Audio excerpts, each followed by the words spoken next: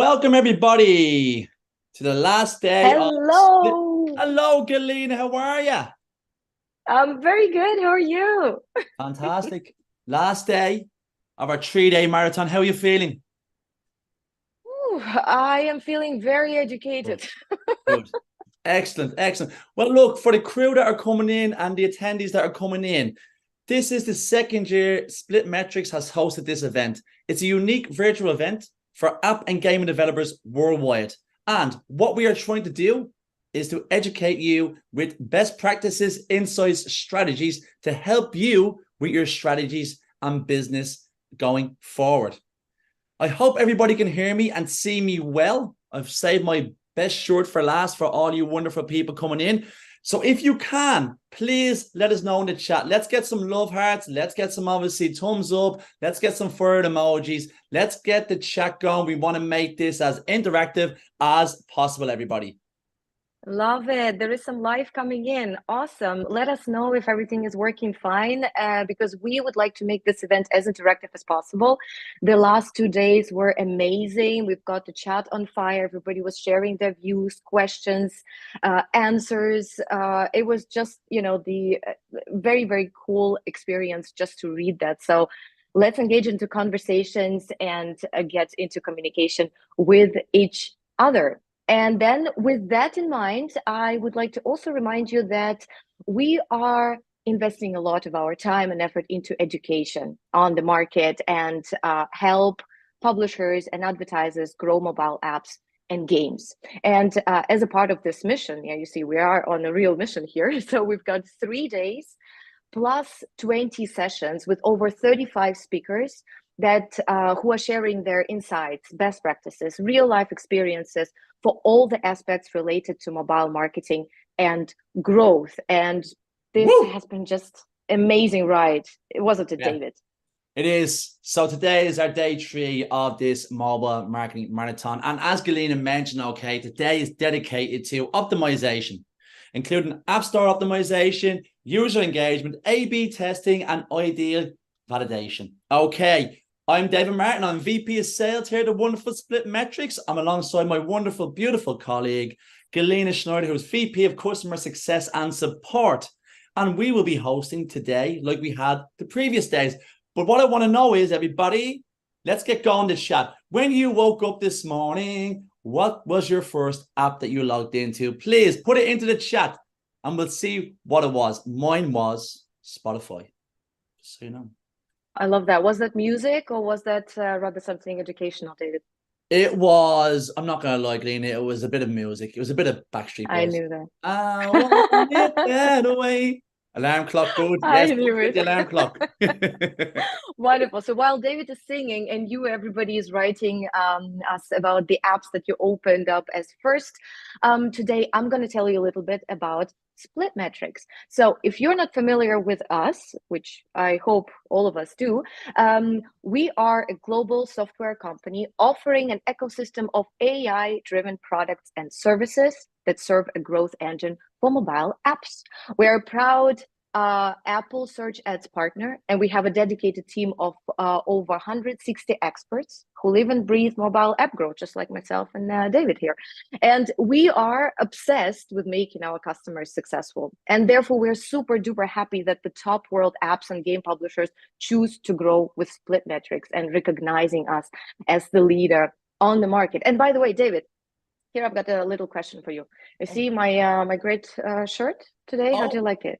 I How do you like it? very, It's very nice. yeah, yeah, yeah. You're the hostess and the Yeah, mostess, but why you got that put on today, Galena?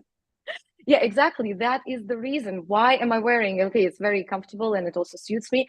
But there is also something that it represents, except of the Split Metrics logo. It represents the growth that we are anticipating and the great news that we all have to share with our audience today and celebrate together with them. So, Drum what are the roll. news? Yes, Boom. yes. We are announcing officially the fact that Split Metrics acquired App Radar to revolutionize mobile growth. This is like the best in class ASO tool to be added to our ecosystem. We're very, very excited about that because it's really powerful and it is complementing whatever we have right now in our ecosystem. And this is just super exciting next step in the journey of Splitmetrics. David, I'm gonna put this right now, and I'm just unbelievable, gonna, Galina. And you know what? woo! Yes.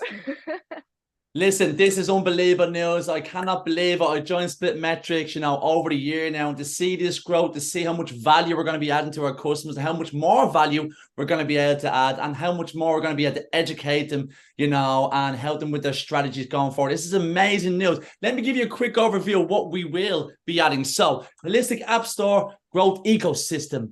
These are the pillars. AI-driven innovation, you know, next level customer care support, success, and the most advanced educational resources that you will need. High level overview. But by the way, everybody, if you want to, get in the chat there. Whoever wants a free trial, we're more than happy to give you a free trial too, okay? We're in the gift of giving. It's the holiday season. And as we said, let us educate you. So we have over 2,000 mobile marketers from all over the globe registered for this event today. America, US, me based in Dublin. As they say over here, we're not here to take part, we're here to take over. But that's like what Splitmetrics is now, okay? And also, Galina is joining from Cologne in Germany. What we'd like to do is, while we move on to our next slide, our next speakers, find out where you're from too. So let us know. Get into the chat. Hopefully some people are from Dublin. I can buy them a pint of Guinness. And hopefully some people are in Cologne, where Galina can buy them a beer or two. By the way, here we go. Look at this. Beautiful, beautiful, beautiful, beautiful day three. We are ready to rock. I believe we've got some amazing speakers. You know, everybody is prepared. Some real life sessions. We've got some sessions from Freeletics, Klarna, Clevertap, AppsFlyer, MoEngage, Uapi, Splitmetrics, iTranslate. The list goes on and on and on, Galina. It just doesn't stop. This is as amazing. we said, this session will be focused on ASO, optimization, user engagement. And you know what? I'm excited. I'm very, very excited for this session. And we're going to go to our first speaker. This is a great day. Our first speaker, Matthias. Sorry, I'm going to pronounce your name very wrong, and I'm very, very sorry. But Matthias, are you there, my man? Yes, I'm here. Can you hear me? We can hear you loud and clear. I'm very, very excited for your presentation. Thank you so, so much for joining us. I'm going to enjoy, sit back, and I'm going to pass the floor to you, my wonderful man. Over to you. Thank you so much. Fantastic. Thank you very much as well. And David, you did great with spelling my name, so don't worry about it. And I wanted to welcome everyone today in this third day of App Growth Week. I'm really glad that I'm able to speak in front of you today, and I hope you will enjoy this session. And during the next 25 minutes, I'll be talking a bit about A/B testing for ASO, some of the best practices, as well as slightly more advanced strategies that I use in my daily job. And I hope this is going to be like a very educative, nice session for you, which you'll find handy. And yeah, without further ado, let's begin. Yeah, I can control the slides here. That's great. Very briefly, who am I? So I'm working currently as a marketing manager and ASO lead at Klarna. I used to work at Feature as an ASO consultant, as well as at Ladder as a growth marketer. Both of these are mobile growth agencies. And you might potentially also know me from some of my pieces that I wrote on A/B testing, mostly for ASO, and I share them on my Medium site as well on ASO Stack on Feature blog. And today I'm going to focus on a few main points. I guess there are 5 main points that I wanted to touch today. The first one is a bit of statistic bubble, but I hope that I will make it clear, to the point, and easily understandable. And if you got a chance to listen to my last speech during the ASO conference in June, I was talking a lot then about frequencies method on which Play Store testing is based. And I'm really glad that today I have this opportunity to kind of naturally carry on and focus on Bayesian statistics, which is leveraged by product page optimization used by Apple. But not only, as you will also learn a bit later. And I will just show you today what are the main differences, why you should care about it, and why generally it's good to know, at least in a very general manner, what it's about. And for example, maybe you will be able to make more informed decision about which method to choose if you got such opportunity. Then I would also like to show you the testing loop that we use at Klarna, which I often leverage to stress how important it is not to skip the research phase while you are optimizing something, while you simply plan the optimization process for your app. Later on, we will move to heuristic analysis framework, which might sound a bit naughty, but in fact, it's a very straightforward framework which helps you to figure out what to test, for example, when you run out of ideas. And I know there are a ton of apps that use this framework with success, and it helps them simply guide their experimentation backlog. Moving on, we will go to prioritization model, which is again one of the best practices that I wanted to share with you today. And it's a great, easy tool which helps organize the experiments backlog and just structure it all in a more deliberate manner. And last but not least, I will touch segmentation, which is something like a small growth hack that I use in my daily job. And it's a tool that I use, like a hack, to cope with the insignificant test results that I guess all of us are getting. And I believe this is probably one of the best way to cope with insignificant results, especially that's something what affects bigger apps when you have got like a big brand name. I think it's something which is a very common challenge. So we will also talk about it later today. And starting with, as I mentioned, a bit of statistical bubble, I would like today to show and stress the differences between both of these approaches. And if this doesn't sound to you familiar at all, I would like to just say that this will all be in a very simple way put on right now. And I hope it will be all clear. If not, feel free to just make questions in the chat and I will take them all either as I'm speaking or at the end of my speech. So first, we got the frequentis approach, frequentis statistics, on which Play Store experiments are based. And we also got the second approach, which is called Bayesian statistics. And this is the one which is leveraged by Apple and by Splitmetrics as well, if you use the Splitmetrics Optimize. And Apple uses it, of course, for the product page optimization. And what I wanted to show you today are like a few main areas, and I would like to compare those two approaches right now. So when it comes to frequentis, it's considered as a bit less intuitive than Bayesian, as it bases on a p-value, and it's not that easily understandable term. If you follow some of my articles, I wrote a few articles, which were like a few 100,000 words, some of them, just to explain how the p-value works and how to make sure that your experiments on Play Store are valid, right? And on the other hand, we got Bayesian statistics, this new approach, which is much more intuitive as we directly calculate the probability of our variant A being better than B. And if you run some tests either in Splitmetrics Optimize or in product page optimization, you could potentially see there that they are simply saying that there is, let's say, 75% chance that your variant performs better than the current default, right? And it's much more intuitive than the p-value and trying to understand what it actually means. Moving on, we got sample size. And sample size, again, is something on which I focused a lot during my last speech, as well as during the articles that I wrote.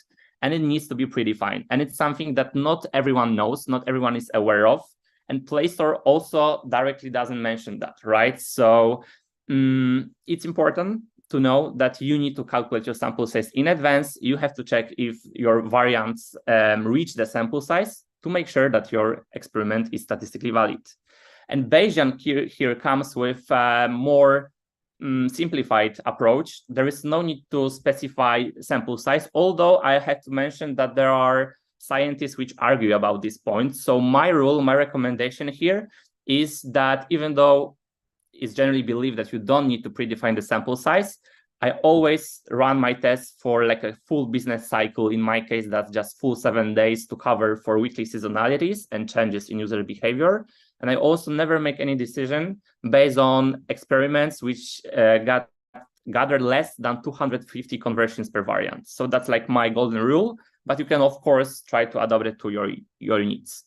Then we got quick to make decisions, and frequentis approach is less quicker, if I can say that, as it has more restrictive assumptions on distributions, and simply it's more advanced when it comes to the statistics model behind, while Bayesian, again, has got less restrictive assumptions, and we can make the decisions much quicker. There are some scientists which are saying that Bayesian, in certain conditions, can require 75% less data to reach the sample size and to provide statistically significant data than the frequentist approach. Moving on, we got represented uncertainty. And with frequentist, we are using confidence interval, right? We can right now specify what kind of percentage we want our confidence interval to be based on. And it's again convoluted and an often misunderstood term. While on the other hand, on Bayesian, we got highest posterior density region, and potentially initially it may sound to you as a more difficult one, but in fact, it's just the expected conversion rate that you get from your variant. So it's much easier, much more digestible, and it doesn't require that much of homework in advance to understand what it actually means. And last but not least, declaring a winner. So here again, we have to remember that we need to always validate whether the sample size is reached and also if the p-value is below a certain threshold, right? The p-value usually is automated by the tool, meaning that the tool tells you that your variant performs better than the other or worse, or there's not enough data, which means that the p-value is not below the certain threshold, but still you have to calculate the sample size on your own. And with Bayesian, we either got the probability to be best, which goes above a threshold that we set up for ourselves before, or we got the expected loss, again, which is a very simple, easy term, and we set a threshold below which we don't want this term to go. Yeah, moving on. Yeah, here's like a source that I based it on. It's not that I just come up with this on my own. I, of course, use other information, and I encourage you, if you want to learn more, here is a great resource that you can base and read much more on those two approaches. Now, let's go to a bit more practical side of ASO. There's no more statistical bubble.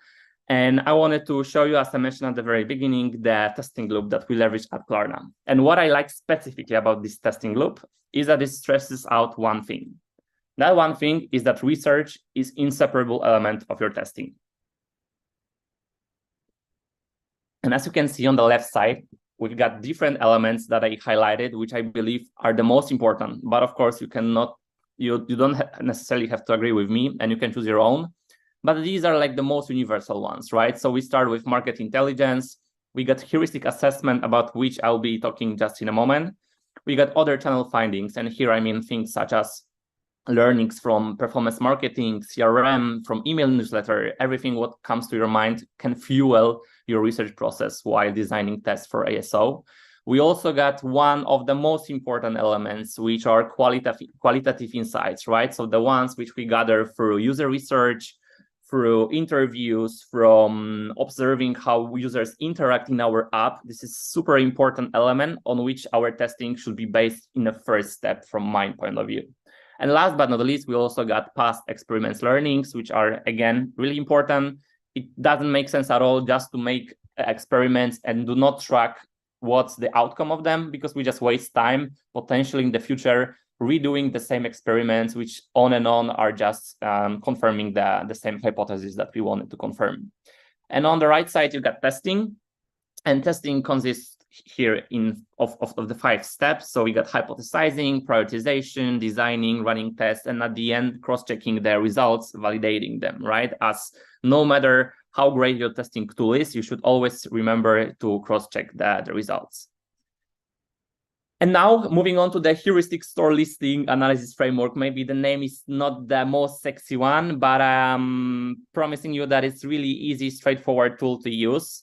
And it bases on a well-established rules and experiences from the colleagues and teams working behind conversion optimization for websites over years. So on the left side, you can see the pyramid, which is the analogy to Maslow's pyramid of needs, and we should start looking at it from the very bottom, right? So all of our optimizations should start with store guidelines and policies. And what I mean by that is that we simply fulfill all of these and we make sure that we won't be rejected and that our idea for test won't be rejected at the very beginning before we even start to test it out. Then we got relevance, and it's actually relevance and clarity of our value proposition. It's a very important aspect to think of because users need to understand what's the main purpose of your app, right? What your app serves, what's the solution that it provides. And there's no point in thinking about other levels if the first one is not done properly. Then we got personalization, and it mostly includes things such as localization or culturalization, We also got trust and security, which is especially important in some industries, in some app categories, such as, let's say, financial apps or dating apps, where users want to make sure that their data is secure, it's safe, and that they can simply trust the app while downloading it, inputting their data, messaging inside, and so on. And lastly, we got stimulants, which is really important as well, but we should not try to overstimulate our users. But at the same time, we need to keep in mind that app stores and play stores are those places where users have a very short attention span, right? So we need to make sure that we do what we can best to grab their attention, to make them stop at the result that they see while they're scrolling the search results, and make sure that that will be something what they are looking for and will be relevant for them. So at the bottom, you can see here that I created a link to download this framework. You can make a copy. If you don't want to, you can also change some of the questions and just use it for your own needs, or you can add even some new layer of this pyramid on the left side. It's up to you, but it's like a great starting point. And I know that there are teams who are leveraging that in their daily job, and that simply treats them as an experiment backlog. Moving on, we got something which I often stress, and I want to stress it out again right now here, that you should always try to make your experiments bold. If you don't want to make your experiments bold every time, at least make it like a habit once per month, right? Because it's always better to have more differentiated variants than something which is only like a small aesthetic change. And you can see here one, the first app is Coinbase, second one is Spotify. So these are like very popular apps which can definitely they got a lot of hundreds or maybe even thousands of downloads every day, and even though they still go for very bold testing, right? And I know that there are a lot of people saying that you should only test one change at a time, and I'm not necessarily agreeing with that. Maybe you should test one change at a time, but what I mean by the change is that it's like a hypothesis, right? And you can make multiple aesthetic assignments, multiple aesthetic adjustments, as long as they're in line with the hypothesis that you are trying to confirm, right? And then it makes much more sense, and you can still get very clear results and understand how it impacted your optimization process. Then, how to prioritize your optimization backlog. So this is like a pyramid, again, analogy to Maslow's pyramid of needs. It starts from the very bottom, and as I mentioned before, qualitative insights should be at the very foundation of your whole testing process.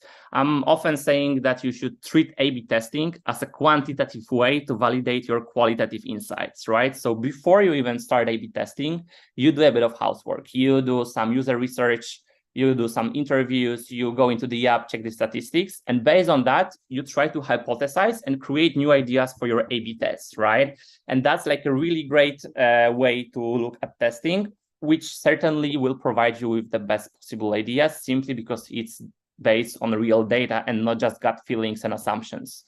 We also got their ISO best practices in the second level, heuristic analysis findings, competitors inspire ideas, and at the very end, we've got blue sky thinking, what ifs, and creative adjustments. And it's important that, of course, you can sometimes mix some of these elements, but not to flip upside down this pyramid, right? And I see this happening on and on, that teams are simply starting from the creative adjustments while they get a ton of qualitative insights, which are just laying somewhere there and no one remembers about them. Please don't do it, guys. And now, one more idea that I would like to share with you. I know that we all love to be really creative as marketers and are trying somehow to come up with something super innovative. But in fact, marketing is not an abstract field. It's with us for hundreds of years, and there's a lot which we can derive from in the books, in the internet, everywhere. So what I would like to encourage you guys to do is to just start using what's already there, right? So I have a place here, for example, the persuasion, emotion, trust model, which you can use when you are designing your experiments. You also got screenshots aggregators, such as the one that I'm showing just right here, to get inspired, right? You got a lot of case studies, Cialdini's principles on which the whole marketing is based. There is a lot of things that you can use, and you don't have to necessarily come up with something on your own from the very beginning. One of the, I guess, is oh, sorry. It's me? No, it's not me. One of the last points that I wanted to touch is to use calculators to better understand product page optimization results. And what I mean by that is that you can simply put on the data that you get from, if we can just move a bit to the next slide, because I lost the possibility to, yes, thank you. And once you got the results from product page optimization, you can take those results and use third-party testing calculator to get better idea of what they mean. And if we just click twice now on this slide, because I'm still not able to control it, once more, yes, you can get much clearer idea on what it actually means and just understand it better. We can move to the next slide now. And that's, yeah, one more. That's the last thing that I wanted to touch. So the inconclusiveness of results. And I know it's a very common challenge a lot of marketers face today. We can click now once more to get the 3 points on the left side. Yes, and once more, 3 times more, actually. Yes, thank you. So there are different reasons for not achieving the conclusive results, right? And we first have to think about the actual reason underlying behind it. And the first one is that there's actually no impact on user behavior, because we might design something which doesn't impact the users. And it's also a good idea for us, good information for us, and it doesn't mean that this test is a waste of time. Second option is that our variants are not differentiated enough. So that's why I'm always saying that I'm inviting everyone, encouraging to make their design as differentiated as possible. And lastly, it's impossible to distinguish the difference in performance due to lack of segmentation. And the lack of segmentation is a very disturbing thing, which we got in both testing environments on App Store and Play Store, but it's something what we can overcome. And we can move now to the next slide. And it's the last slide, I believe, of my presentation. Yes, we can click just to see it all. Yes, thank you. And you can make a segmentation with third-party testing tools such as Splitmetrics Optimize. It's amazing advanced feature that you can use, and it's not available, and I don't believe it will ever be available on App Store or Play Store in their native testing environments, although I believe it would be one day. And you can leverage that to simply focus on your most valuable audience, right? You can segment your audience by language, mobile device, campaign source, and so on, and make sure that the results that you are basing on are the users that you care about the most. It's a great way to get pass by inconclusive results that you might get on and on, even though your results are super diversified. And I strongly encourage you to test it out if you haven't done so. And I believe that's all from what I prepared for today. Thank you very much. And I'm open to hearing your questions. Mateusz, thank you so much. And I want to apologize because we ran a bit over, and I'm sorry, but a great presentation. Really good. Thank you so much for your time. And yes, have a great day. Happy Thursday. Appreciate you being here with us. Thank you very much. Thank you so much. Okay, we're going to move on to our next speaker now. Anton from Freeletics. Are you there, Anton? Hello, I am. I'm going to pass the floor to you, my man. I know we're running a little bit behind on time, so the stage is yours. Great to have you here with us. Excited about the presentation. Over to you. All good, thank you. I just have to say, first of all, congrats on the App Radar news. And second, I've been at the Google Play conference today, and I have to say your vibes, guys, are off the charts. That's incredible. My talk is called The Art of ASO from Startup to Enterprise Strategies. I'll be talking about how to do ASO for different stages, for apps of different sizes.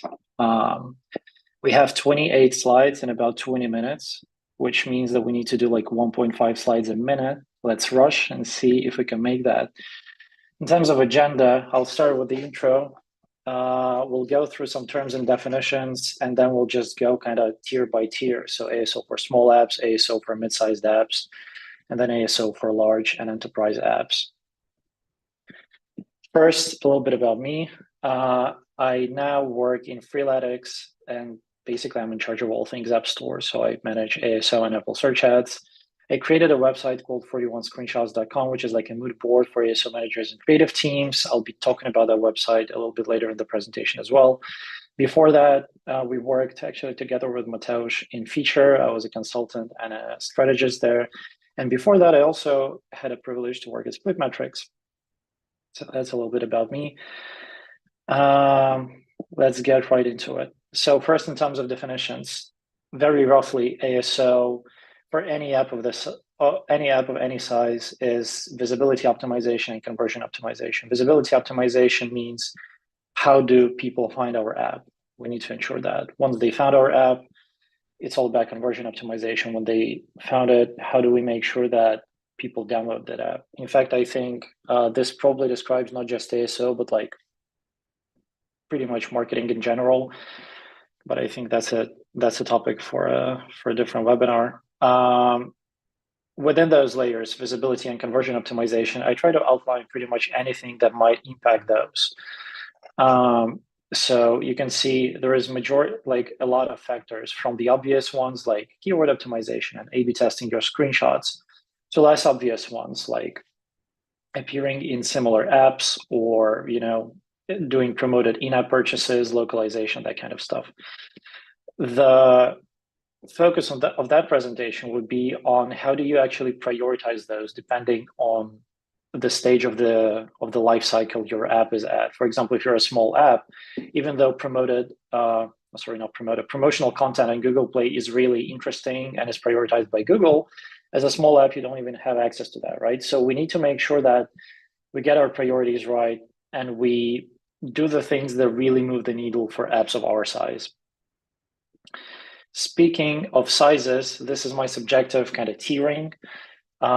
It's pretty rough, pretty generic, but I think it describes quite well kind of the apps at different stages. So small pre-launch apps are kind of new apps. You're just new on the market or haven't even launched yet.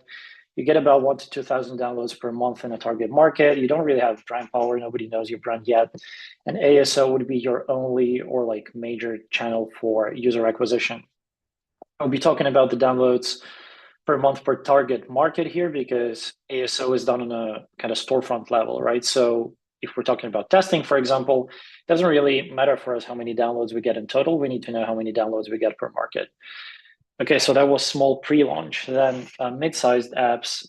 This now might be an established app. You get about 10 to 50,000 downloads per month in a target market.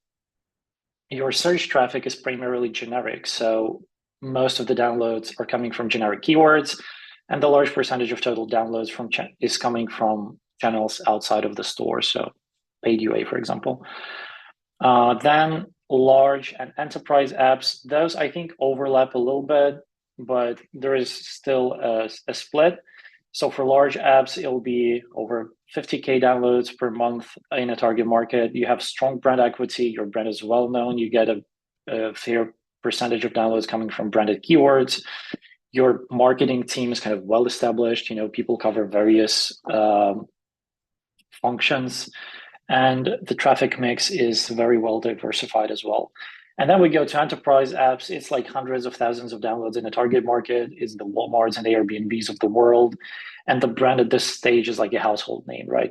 It drives the majority of your organic search traffic. So before we move forward, I know there is an opportunity to start a poll.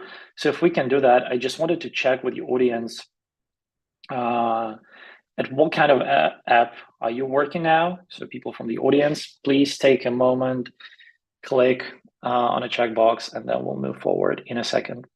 So small or pre-launch, then mid-sized, large, or enterprise. Again, this is a rough split, but it would be interesting to get your response to that. Cool. We don't have much time, so let's just continue moving forward. First, we'll start with ASO for pre-launch and small apps. Here are the things which I think will move the needle the most. So it's active keyword optimization, creative optimization based on best practices. At this stage, there is really no use for kind of scientific, detailed A/B testing. Instead, you'd be much better off with sequential or before and after analysis.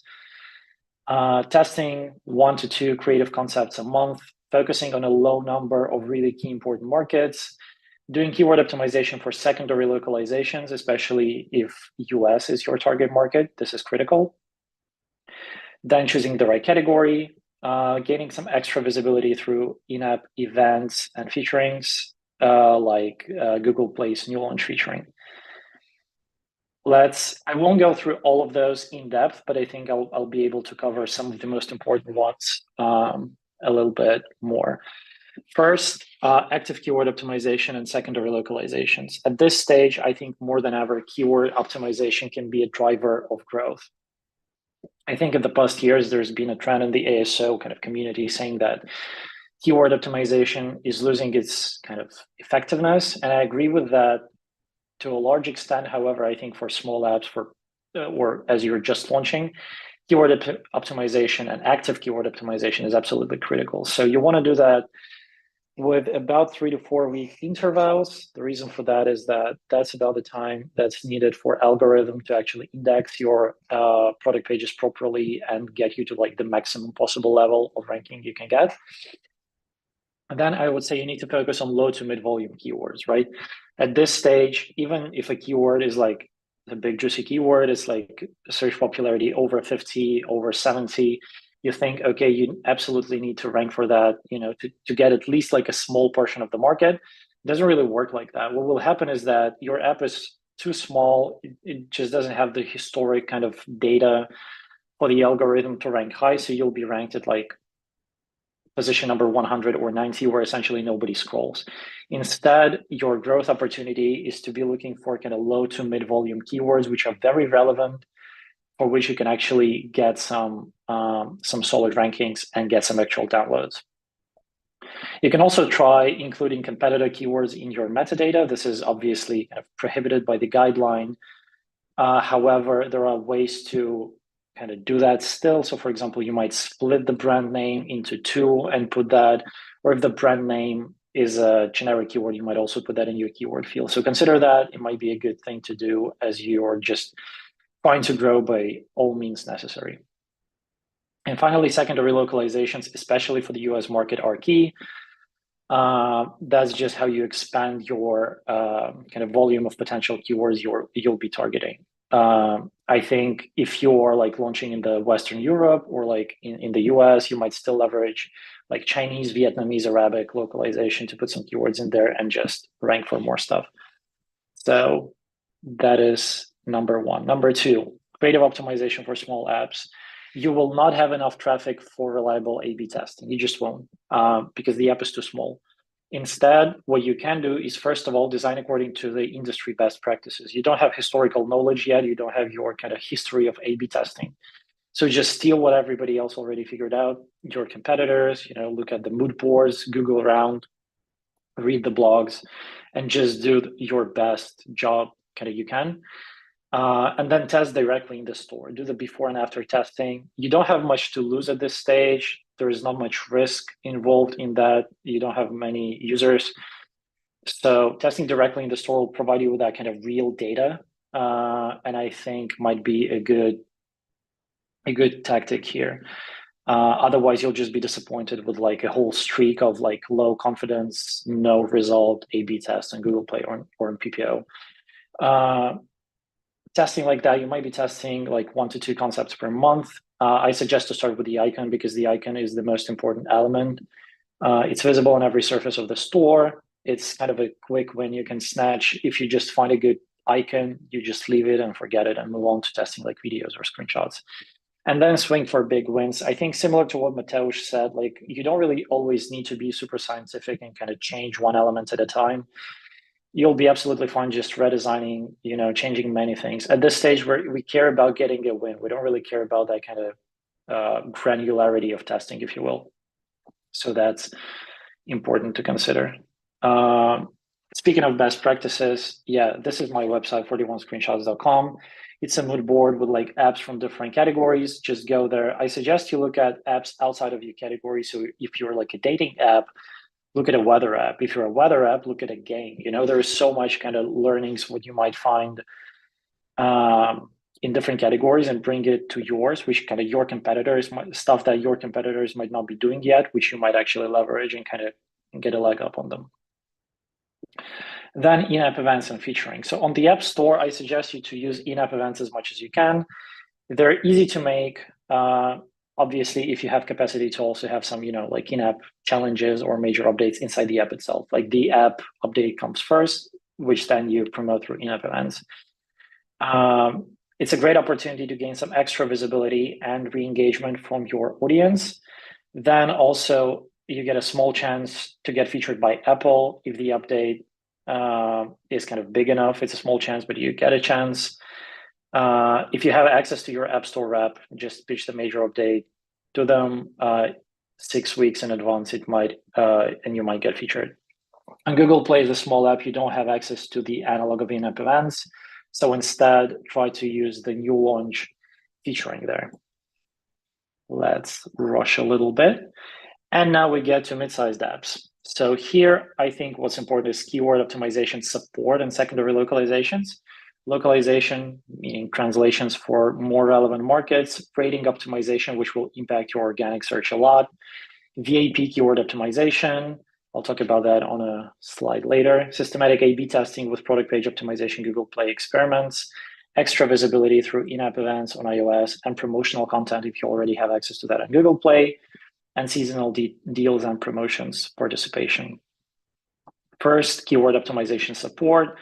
I'll quickly skip through that. Basically, all you need to know is like at this stage, probably keyword optimization will have less impact already. So you still need to look at that. You still need to do a few iterations, but you don't need to be that active. Instead, what you can try to do is to do what's called VAP keyword optimization, which is a multi-layered approach to that, which goes beyond just targeting keywords in your metadata. First, you need to put your relevant keywords in your metadata, title, subtitle, descriptions, metadata field.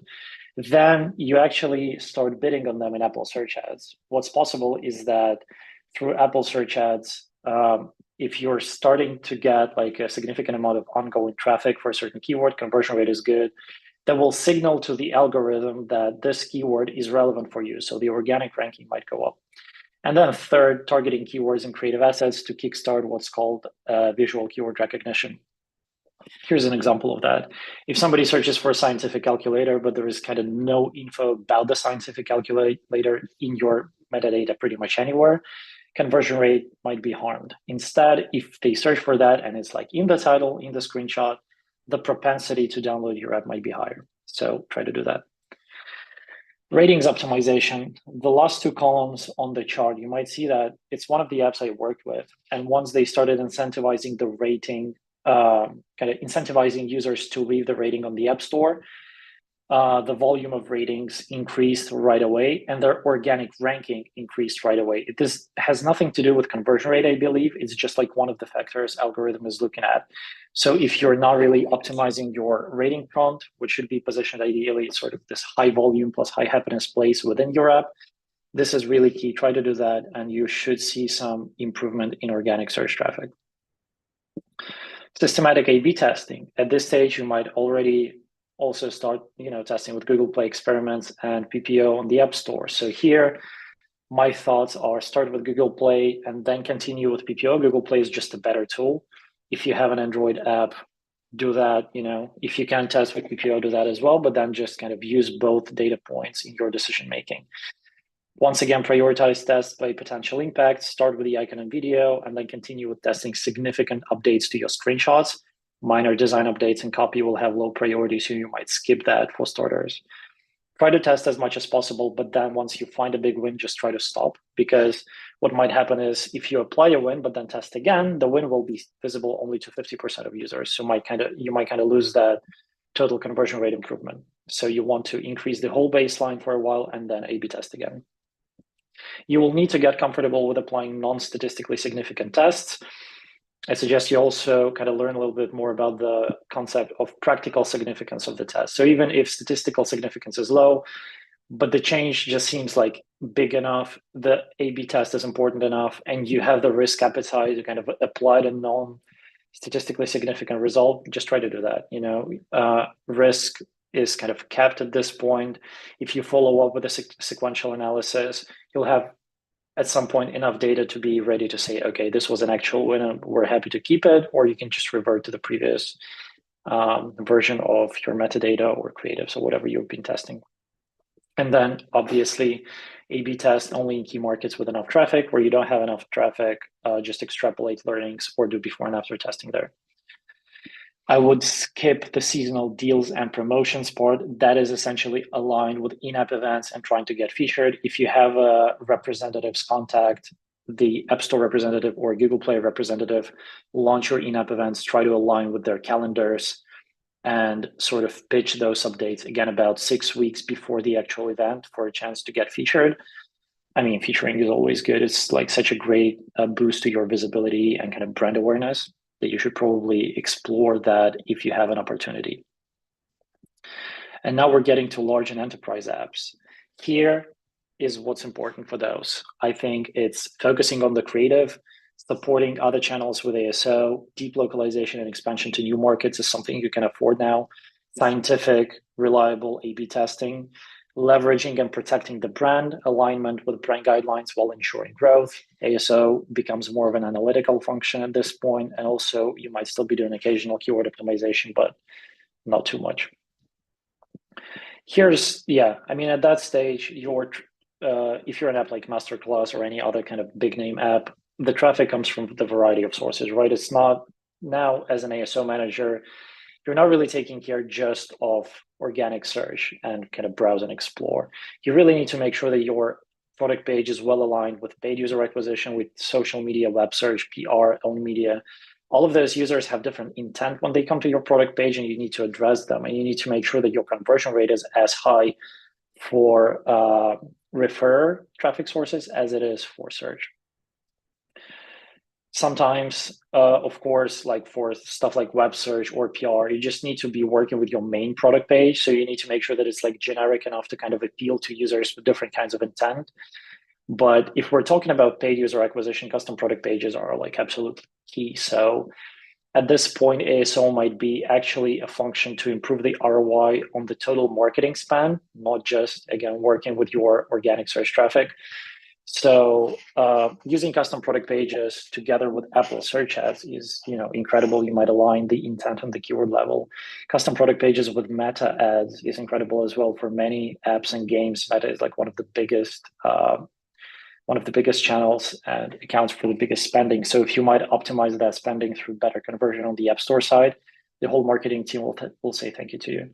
And then custom store listings, which is the version of custom product pages on Google Play, you might also align that with UAC campaigns and find some improvement there as well. New market expansion, deep localization. Here, I mean, not just translation, not just localizing your content, but actually, if you have a capacity for that, you might go deep into sort of culturalization there. You might be localizing your store presence, metadata, and creative, not only to your kind of target markets, but also to tier 2, tier 3 markets, where you might be finding some extra kind of growth. That's where you have an opportunity to participate in market-specific events, such as Diwali in India, with new content inside your product, but then also store updates, in-app events, which might be pitched then to reps and like trying to get featured. All of that might become like a systematic process where like every once in a while you get featured and gain that massive boost in re-engagement and visibility. And then one thing you need to be aware of is that expanding to new markets also means expansion of analytics. So it's operationally quite complex. And that's why you only might want to do that if you're a big app. Because it will not only mean like that you need to design new screenshots, but you will also need to be reporting and troubleshooting in those new markets. So that will take quite a lot of resources. Statistically significant gradual testing. Yeah, here I think you absolutely need to be worried about statistical significance. The risk here becomes quite high for big apps. You're now thinking about the brand as well. You're thinking about kind of hundreds of thousands or millions of users. So you need to be running you need to be running experiments with high confidence level on kind of smaller things now, which you can afford as well. And final one, I already know that I'm either overtime or close to being overtime. You need to be aligned with brand guidelines while ensuring growth. App Store, ASO is not a deal breaker when those companies make brand decisions, but you might be supporting through those decisions through the data we have. Airbnb might be a good example. When they rebranded, I'm pretty sure conversion rate went down, but over time it increased. So like if you have an opportunity to sort of pre-test before the rebrand, or merge some of your previous learnings with that kind of wider marketing team's know-how, that might serve you well. Leverage and protect the brand. Brand is your asset, so put that into your product page, increase conversion rate, make sure that people see that. And yeah, ASO becomes an analytic function, actually not just for enterprise apps, but also for small and mid-sized apps. You sit on a wealth of analytics and data, which you might be sharing with a wider marketing and product team. If you do that properly, if that process is systematic, I hope that you might achieve some awesome results and yeah, grow your app. So that's been everything. Do we have time for Q&A? I'm pretty sure we don't. But if we do, I'd be happy to answer a few questions. Anton, we don't, unfortunately, but listen, thank you so much for the presentation. Great presentation, great insights, and I'm sure there's a couple of questions in the chat there, but really appreciate it. Happy Thursday, thanks for joining us. And we are going to move on to our next speaker, Benjamin from Clevertap. Are you there, Benjamin? I'm here. Thanks for having me, David. You, man. How are you? Oh, it's hanging in there. Great. Listen, the floor and stage is yours. Over to yourself for a quick intro, and we are looking forward to your presentation. Thank you so much for being with us today. Excellent. Hello, everybody. I'm Ben Rudman, VP of Partnerships at Clevertap. We're an all-in-one customer engagement platform. I'm here to share strategies that wow your customers and look at some AI-powered solutions to implement those strategies.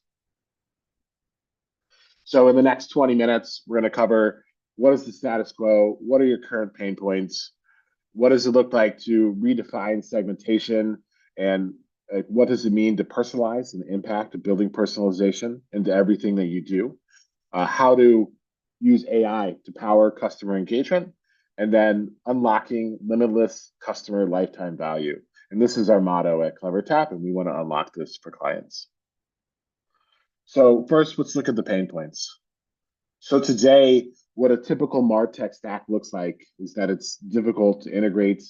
Data might live in silos. You have analytics in one bucket. You have a data warehouse where your customer profiles might live. That's there. And then you have your engagement platform. And when your data lives in a warehouse, you can't make real-time decisions and personalization.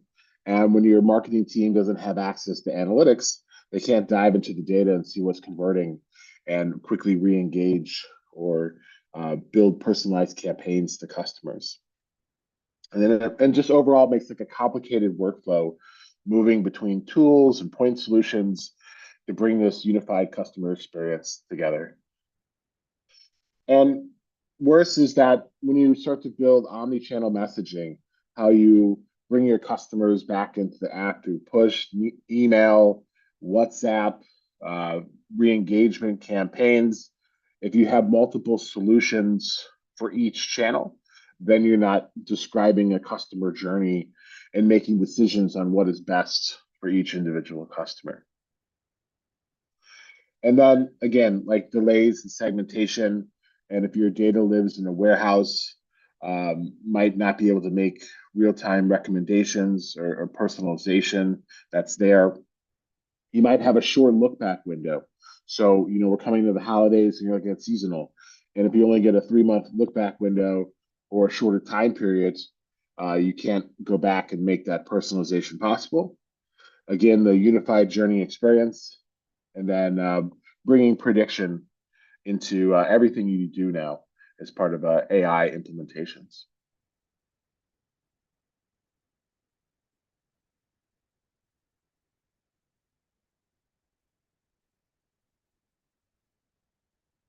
Waiting for a click here.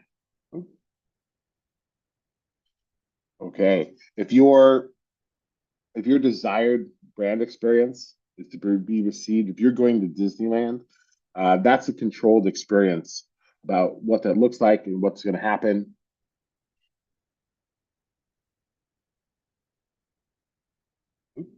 And you want to be happy. You want to have that experience, knowing that you're in the happiest place on earth, and leave smiling and have a good outcome. But then in the digital space, that journey is complicated. Everybody takes a different path. You need to understand what that path might look like. And this is where your customers derive value. So as they see more value in personalization, achieving the brand experience that you want to provide, through omnichannel, that brings business value to you. And this is when you start to look at your customer lifetime value, when you have someone who is a fan of your brand, and this can be done through a unified tech stack. And so maximizing lifetime value is challenging. So, who are the right customers? How do you predict your lifetime value? How do they want to engage with you? What channels do you have access to? Again, building in personalization and then building in that long-term loyalty into your app. And so one of the key factors that marketers say is like having a unified platform is the biggest challenge that they see. They're logging in on other systems and they can't have this unified approach. And so when you want to maximize customer lifetime value, run experiments, tailor that experience, you want to sort of bucket this in understanding your customer, optimizing, and then engage when you understand what it means to build that brand loyalty and trust with them. And so let's look at how we can sort of redefine segmentation and personalization and bring this data to power great AI experiences. And so today, when looking at sort of looking at a CDP or a unified view of a customer across channels, how do you bring in events that happen in other sources, offline capabilities? How do you capture all those events in one platform? As well as at CleverTap, we have an ability of a 10-year look back window. So that history that you have with customers is captured and always factored into the platform.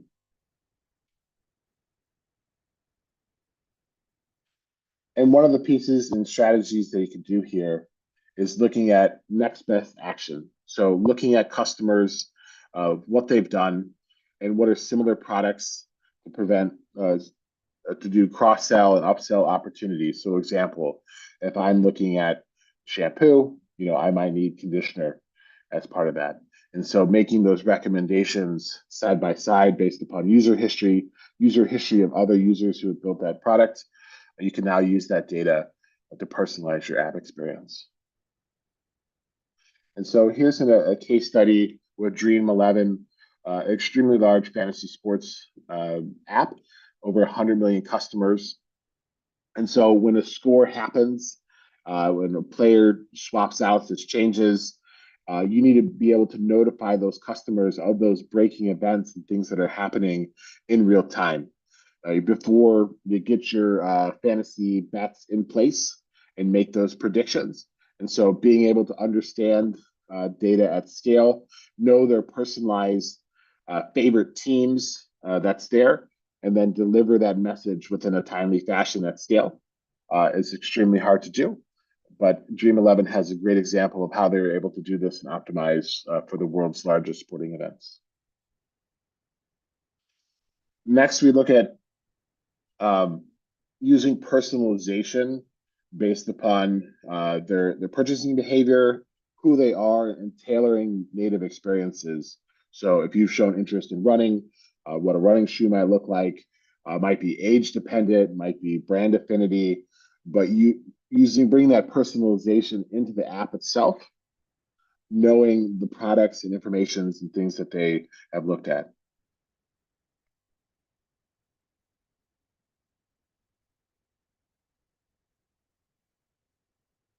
And Tata Click is an example of what it means to implement personalization into your app. So when you provide a personalized experience, the customer, once they have personalization, studies have shown, 75% plus of customers want that tailored personal experience based upon their shopping history and preferences that's there.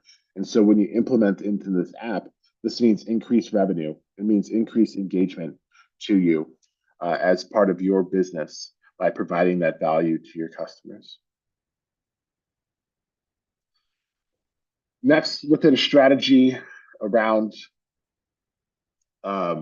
identifying risk users. So you want to proactively engage users that might churn from your app. So those that have previously transacted and haven't interacted with your app in some time, or they're viewing less pages, you want to understand where customers are in their buying cycle. Have they start to look at competitor apps and other services to make purchases that's there? And so here's where you want to look at what can be done to identify at-risk users. And so here's a great example of AI. So you can do RFM analysis, so understanding which users at risk, predicting churn as a key, and addressing that, maybe, and then have personalized offers. Maybe you create a conversation with that customer. Maybe they have a personalized deal to retain those users that's there. And so within Clevertap, personalization and having AI-based product recommendations is built into the platform, and you have immediate access to this in all aspects of engaging with consumers, as well as the products and personalization of what you're displaying to them.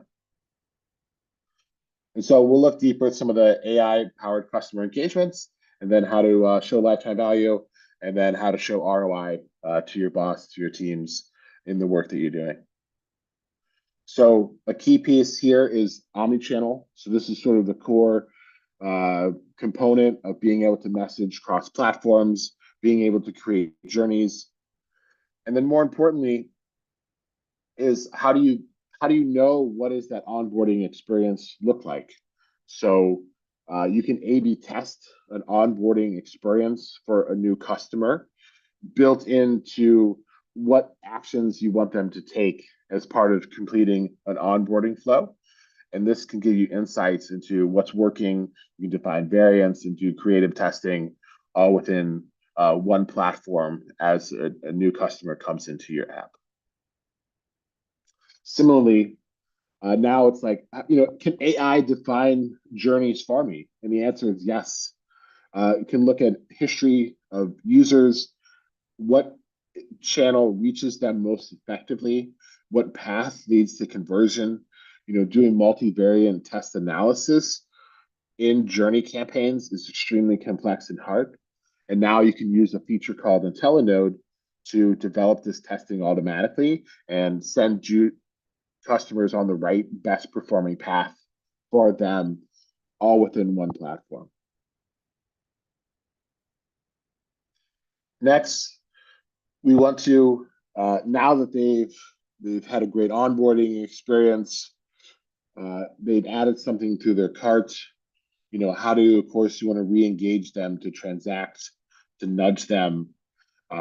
This is where if you abandon checkouts, you want to make sure that you have the right automations and tools in place. I want to make sure that users aren't dropping off before a specific experience, and to take that action and accelerate orders. And here's an example here with a customer brand. And so again, reaching cart abandonment, personalized campaigns, using the data and products that they looked at to re-engage them, being able to do this at scale in a timely manner, identifying at-risk customers or your best customers, giving them the right promotion segmentation. This drives a tremendous amount of ROI and revenue for your business. One of the cool new features within Clevertap is something called Scribe. And so when you're generating copy about what do you put in that push notification, you want to have an offer, but what it would look like and what experience and emotion you want to have behind it. So some users react to FOMO, fear of missing out, or some users have surprise and delight that you're sending this to me, and have personalized content available directly for me. And so, generating content as well as conveying the right emotion that you want to deliver in that message can now be done with AI generated content. But more importantly, the emotional resonance with your customer really feels like you value them as an individual. And so we have a large a food delivery app, Swiggy, and this is where they saw what is that impact of building emotionally context campaigns. We have a great emoji report coming out soon that shows the impact of emojis and which are effective and which are not. But more importantly, capturing the emotional sentiment in your delivery of messaging, drives to a high increase of conversions, users clicking on that push and coming back into your app. And now let's look at what it means to have limitless customer lifetime value. And so having within one platform to understand, optimize, and engage, and then having an AI layer that powers these elements creates, and maximizes customer experiences. And so what does it mean? Studies have shown that businesses that focus on customer lifetime value increase sales, as well as personalization. And what does it mean for your brand? What does it mean for the business outcomes that you're trying to address? And so CleverTap is built upon Tesseract DB, provides a 10-year look-back window of events and attributes. This is unmatched and parallel in market. And we provide, on top of having the best data, gives access to the best AI capabilities for personalization, being able to look at the scale of product SKUs and deliver performance messaging all within real time, all powered by Tesseract DB, which powers the CleverTap all in one platform. And again, I'm here in San Francisco. We're all over the world. Over 100 growth unicorns use CleverTap. Large brands globally have access to this technology all within their front end and their marketing and business teams. And as when you want to talk about what does it mean to implement customer engagement, what does it mean to implement AI tools at scale, we've released a new report and findings from Forrester to talk about the total economic impact. They researched and the diligence of going into this, and a new report shows that CleverTap, with an integrated platform stack with AI tools, provides a 561% return on investment. So investing in your customers and your business shows outcomes, and you'll see it every day in your campaigns, your customer retentions, your cost savings. So typically, you're not seeing overcharges, and you're able to use all your customer data in your campaigns, and then overall cost and savings. So thank you very much. I'm happy to sort of look at a few of the questions here. So CleverTap, how easy is it to integrate? And so the point is there's SDK enabling your channels. We plug into existing systems. So you have existing email set up. We can plug into those as well. We support server-to-server events. They make additional implementation easy. And our teams help provide in that onboarding experience. Benjamin, thank you so much, sir. Great presentation and great insights. And thank you so much for joining us today. Really appreciate it. Happy Thursday to you, man. Take care. And we are going to go on to our next speaker. Adi, are you there? Hello. Hello, how are you? Happy Thursday to you. Well? Yes, and you? I'm fantastic. All the better of seeing you and looking forward to your presentation. The stage is yours. Quick intro and we will go into the presentation. Thank you so much. Thank you. Hi, everyone. So in the next 15 minutes, I'm gonna dive into the world of how to use AI to maximize creative value. My name is Adi Chrysler. I'm a senior product marketing manager at AppsFlyer. We're a marketing platform, provides analytics, engagement, measurement, and fraud prevention technologies. We're a global company all over the world. So in the last few years, user acquisition strategies have changed a lot, you know, with the introduce of new automation and new algorithms, but creatives always remain the number one lever for creating success for a campaign. Now, I'll start with a poll, and I'll ask you, what do you think is the percentage of contribution a creative has for an ad success? You can go ahead and choose. The numbers are on the screen if you can see them. We'll give it a few seconds.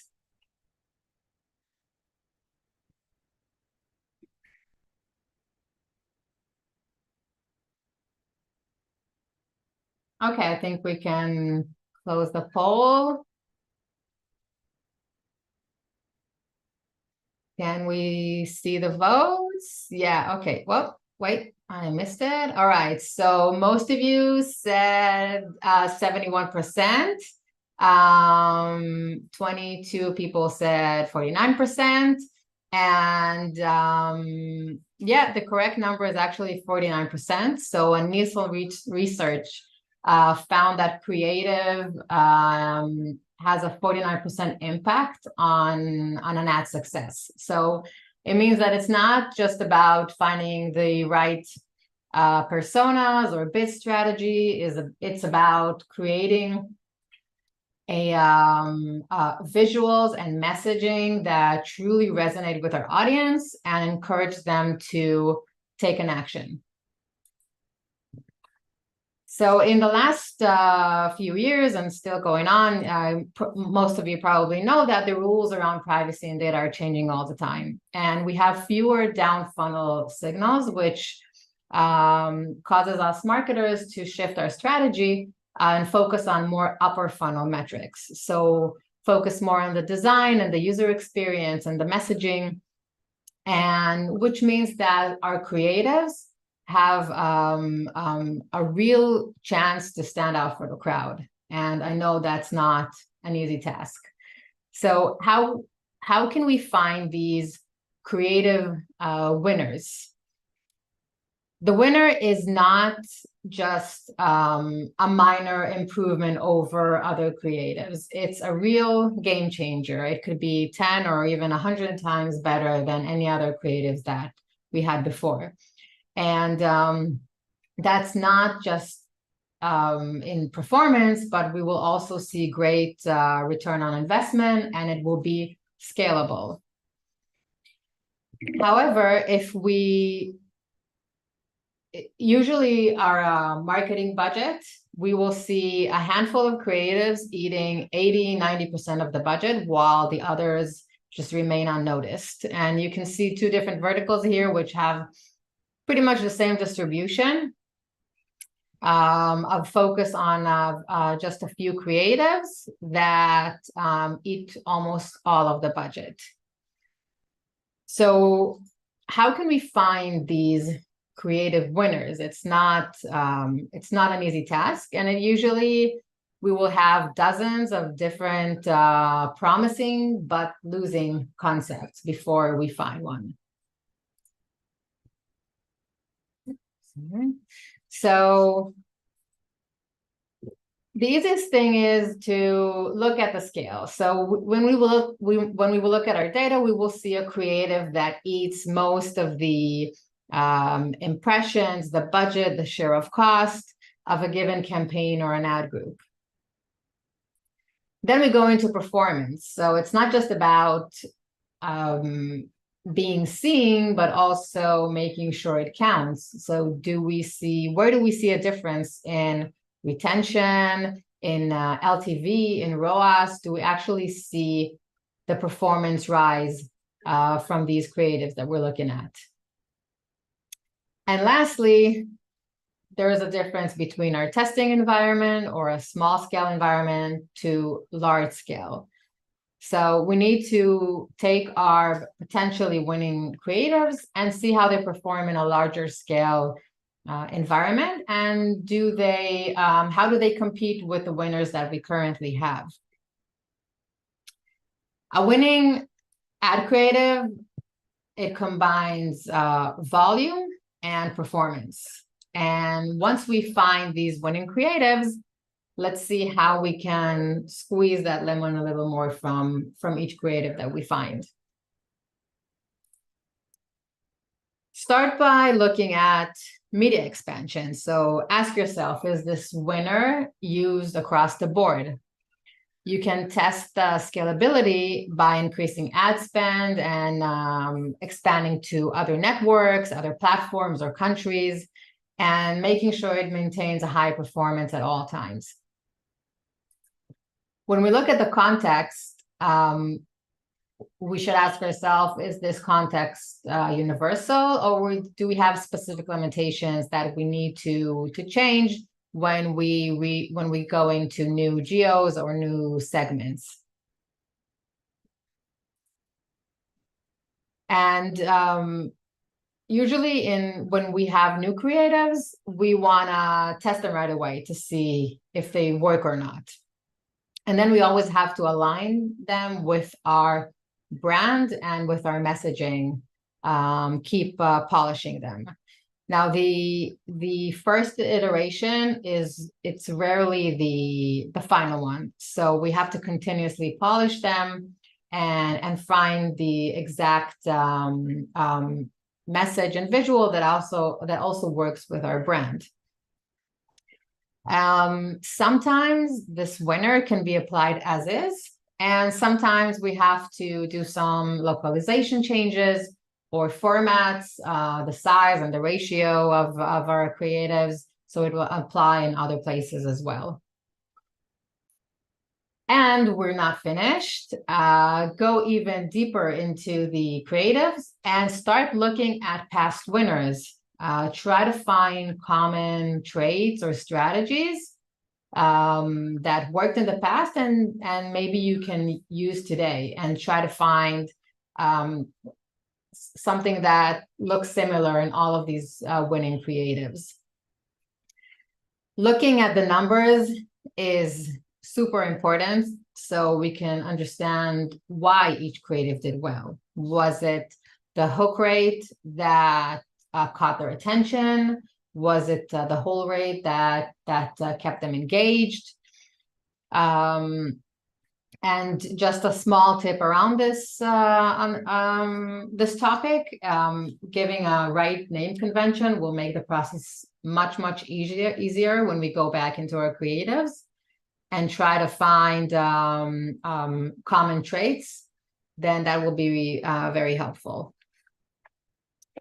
And now we want to start isolating our best performing elements and create different variations of elements that seem to work, different colors, different backgrounds, different endings, and trying to pinpoint in that way which element contributes most to an ad success.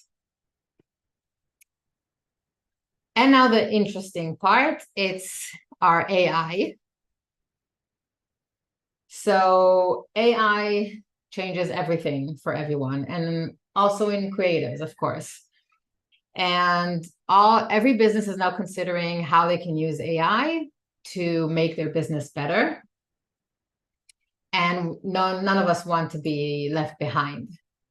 So we all familiar with ChatGPT and Midjourney, but the number of marketing AI technologies out there, it's exploding. And AI can help us really squeeze that lemon above any human optimization abilities. I want to focus specifically on video creatives, since that's the biggest ad group that that we see is going to be about a third of all mobile ad spend in the US next year. I'm not a tech person, as I said, so this will be a very easy explanation. AI in creatives use two different things: computer vision and natural language processing, which is NLP. So this means that the algorithms, they use computer vision to see a photo or a video. They break down an image into different pieces, and it looks for patterns and shapes and colors. For example, it can recognize a cat by recognizing the shapes and the feature. And the NLP is the language side of things, which helps understand human language. So am I using a command or am I asking a question when I speak? And these technologies open a door to explore what really moves the needle in our creatives. The first layer of creative could be breaking down into scenes. So we have the opening scene, user-generated content scene, animated last.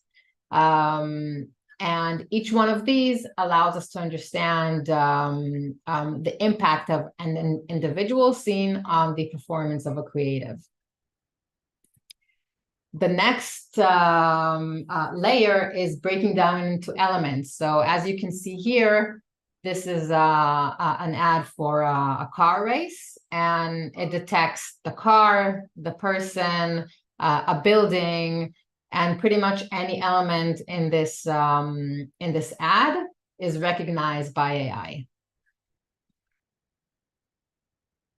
And if you work with an MMP, you're able to combine each scene or each element with actual performance data.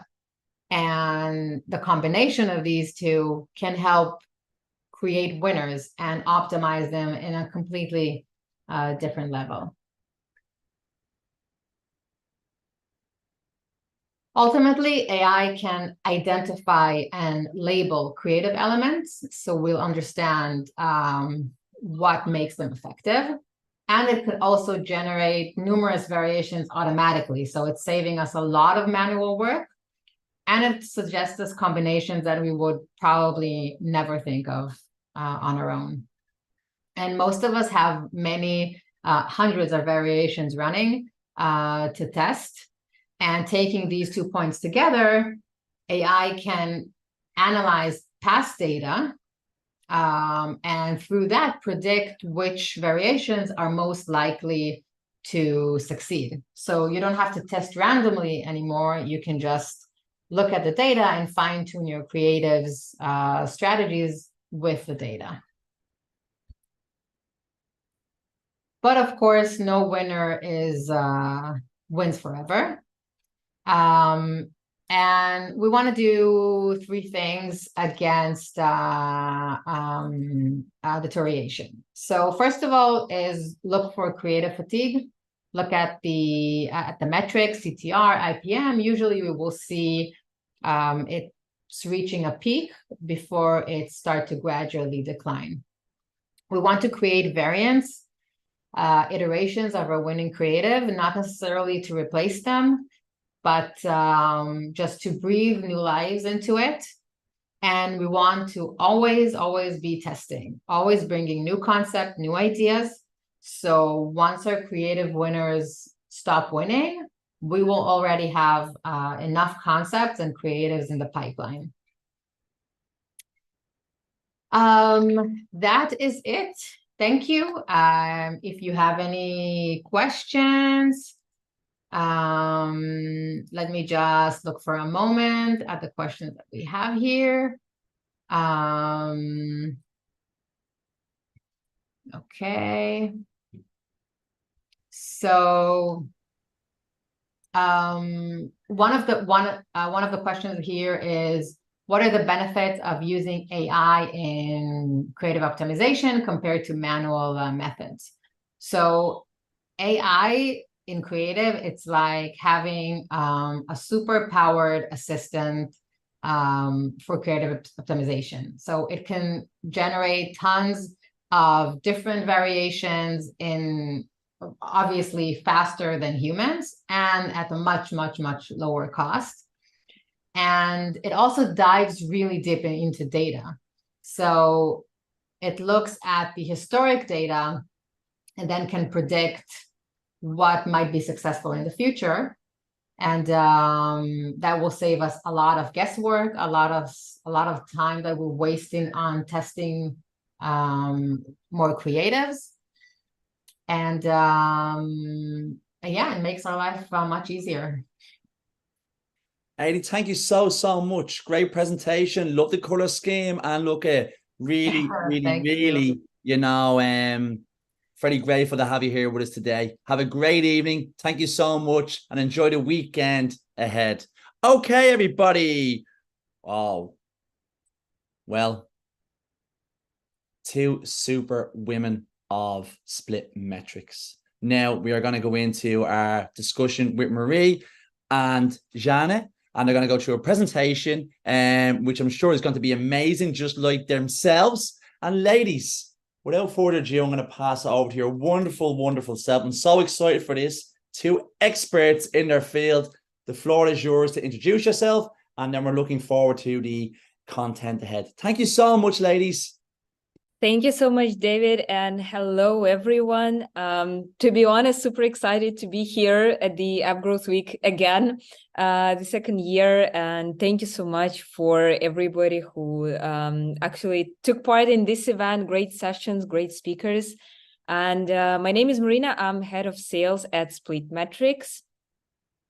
And my name is Jana. I'm Senior Customer Success Manager at Splitmetrics, and this is my first year at the App Growth Week, so I'm quite nervous and excited as well. First of many, that's right. Yeah, and today we'll be sharing some lights on the rare A/B testing use cases, some best practices, and why we are advising to use some search and category pages in your A/B testing initiatives. So moving forward, we decided to start this presentation today with refreshing our memory on how the user journey for out-of-the-store A/B testing works. I'm pretty sure that many of you is familiar with this user journey and with out-of-store A/B testing methodology, and I'm more than sure that the majority of you knows how to use PPO and Google Console A/B testing to run your experiments. So the main, one of the main differences actually in between Splitmetrics optimized product and PPO or Google Console A/B testing is that first of all, we're driving traffic to our experiments from paid acquisition sources. As you can see here on the screen, so basically user journey stands with three main steps. The first one is setting up an paid user acquisition campaign using any paid traffic source, but we are of course recommending social media first of all. And to make sure that we're collecting user behavior insights, we need to drive users somewhere, right? So we are driving them to Splitmetrics optimized emulated pages. At this point, we collect all kinds of user behavior data on how your users basically engage with the emulated page, with each and every element on the page, how they behave there. And when your users click on Get button on those emulated pages, they are automatically redirected to the real app stores. Of course, it works like that if we are talking about a released app or a live title. Don't forget that there is an option to do a pre-launch testing when we're speaking about out-of-store testing. So before going live, if you have any idea for the app or game, or a need to test game concept, any feature before releasing, that is something that you can leverage as well. Moving on, so apart from doing the product page testing, of course, I'm sure most of us are doing that. And to be honest, people start to get bored with doing A/B test only on the product page. On the right side of the screen, you can see three testing environments that we are emulating here at Splitmetrics Optimized. So apart from the product page, you can leverage testing on search and category pages. In simple words, these pages basically work the same way as the product page testing. We're setting up the ad campaign. We're driving users to the search and the category page, which are preset in advance, taking your app or game and your closest competitors. So after users engage with those pages, we're of course sending them to the real App Store. Apart from having 3 testing methodologies to test, to leverage, which Jana would definitely share some use cases on, Splitmetrics Optimized platform allows you to run experiments using 3 different testing methodologies based on the use case that you have for a specific experiment. Earlier, some speakers today in the sessions also covered some specifics of the Bayesian methodology, of the sequential as well, frequentist.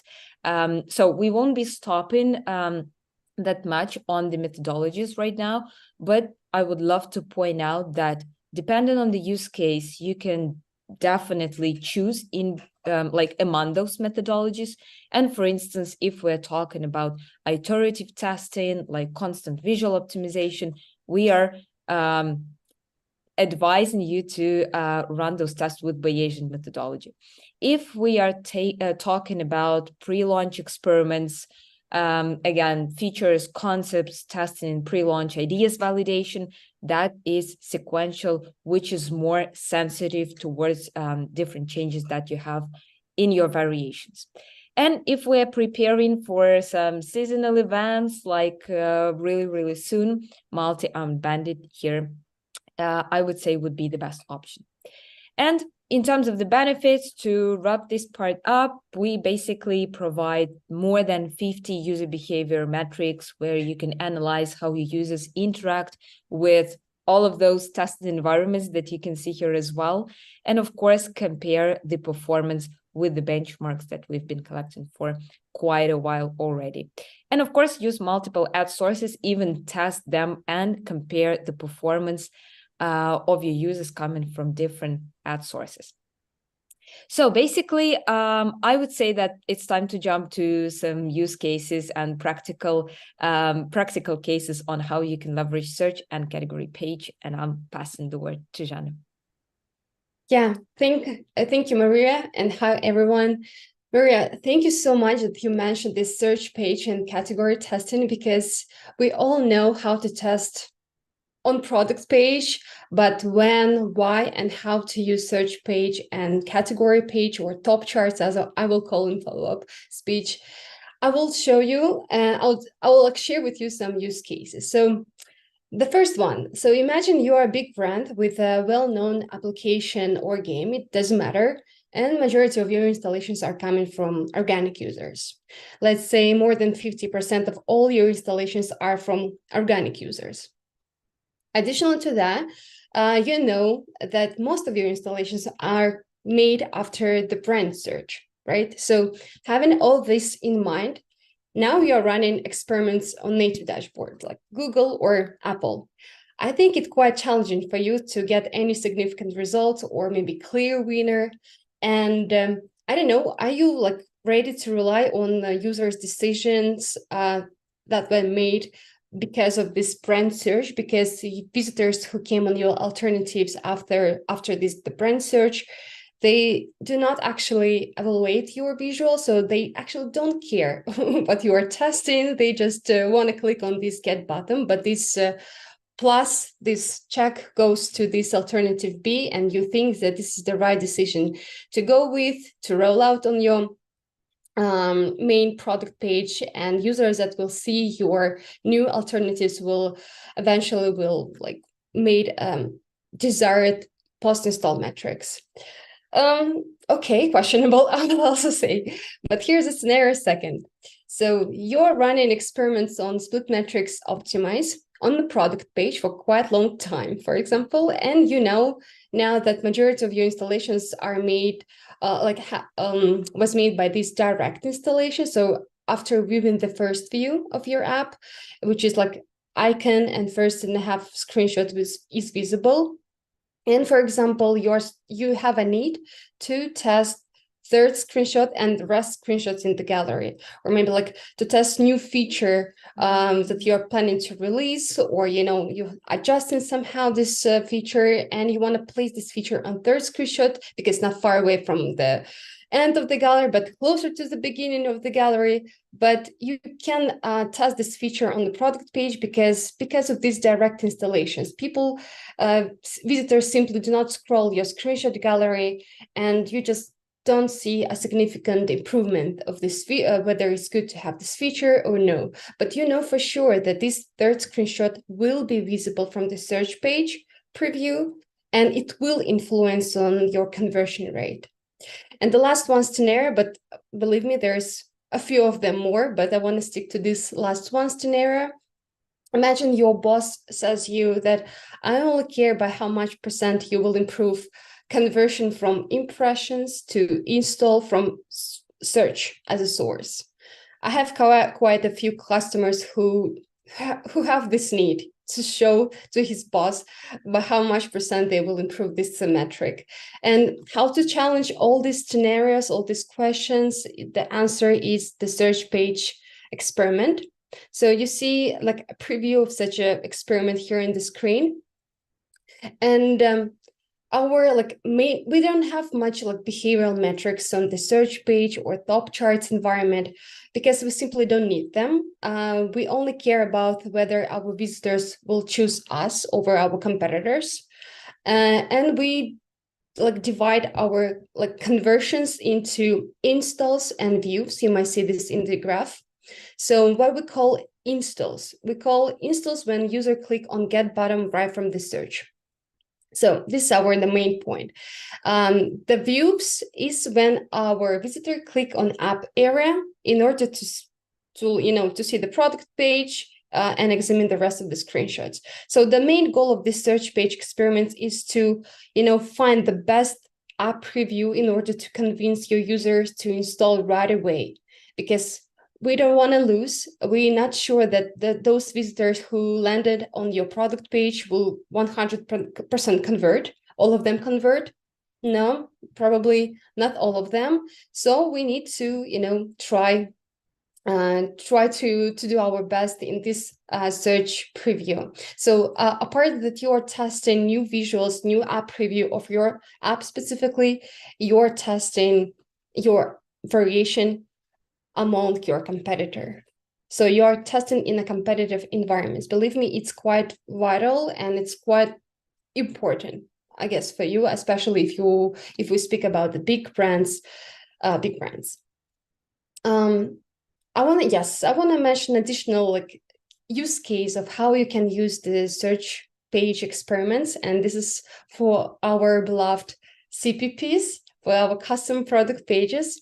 So we know for sure that user intention from Facebook or any other UA channels is different from users on Apple Search Ads. We also know that success of CPP on Apple Search Ads depends on this correlation between keywords and visuals. So we know all this. But I sometimes understand how you feel when your design team sent you a couple of screenshot sets for your one particular CPP. And you just staring at these screenshots and see what is the difference between them. The design is absolutely the same. The keywords we are using absolutely the same. The only difference we have is in this messaging. And maybe you are not the core audience of your app that you're working with. So you're not for sure which messaging to choose from these sets. And of course, there is a moment that you can test all these screenshots sets in Apple Search Ads, but I'm pretty sure it's quite time consuming and expensive. But what if I said you that it only requires you 3 days and maybe 300 website users from Facebook, your core audience as well, because you are setting this targeting refinements, so something like that, to check how this core audience just simply reacts on these alternatives. And maybe it will help you to prioritize the sets in order to push them further in Apple Search Ads. Or maybe you will rely on this decision of these users and just simply took this variation B, as we see on the screen, and just go with only one this specific alternative screenshot set, maybe better to say, in Apple Search Ads. So here on the screen, you see the real experiment with the real data. And actually, it turns out that the variation B eventually won on Apple search ads after this round of experiments of all these 4 variations. So in many of cases, many of situations, such approach might work for you and might, like, you know, simplify your this decision-making process. Now I want to like say a few more things about top charts. Maybe let's switch our slide. The top charts environment is, I don't know, is the best environment for your icon experiment, either for live applications or pre-launch applications. So because you're not distracting your visitors from these big elements on the product page, such as screenshot, all focus of your visitors go specifically on icon. So, and they are making decision which icon to choose, A, B, or C, and etc. Plus, you are testing on a competitive environment. We have one specific peculiarity in UA campaign setting for search page and top charts environment is in ad creative. So we recommend using like neutral, generic ad creative, something as you see here in the slide, like 17 best merge games, or like, I don't know, 10 apps for, I don't know, women apps or something like that. So health and fitness apps, so whatever you want. Because we have to prepare our visitors in the UA side that when they click on this ad banner, they will see a list of applications. That's the point. And now I guess we're ready, Marie, to move to our next use case, which is audience testing. Yes, sure. Really nice cases that you covered, Jana. Thank you so much. The next one that we prepared for you guys today is audience testing. And why we decided to pick this one for today's session is because during last year, I would say, we keep collecting feedbacks from our customers, I would say, where they challenge on how to grow further their user base. Like at some point, many publishers, especially like big brands, big titles, I would say reach the limit in terms of the current audience or user base, hit the ceiling with it. And we need to understand how we can reach for the new audience, how we can like start growing the user base again. And what we are doing here at Splitmetrics Optimize, we are running audience testing.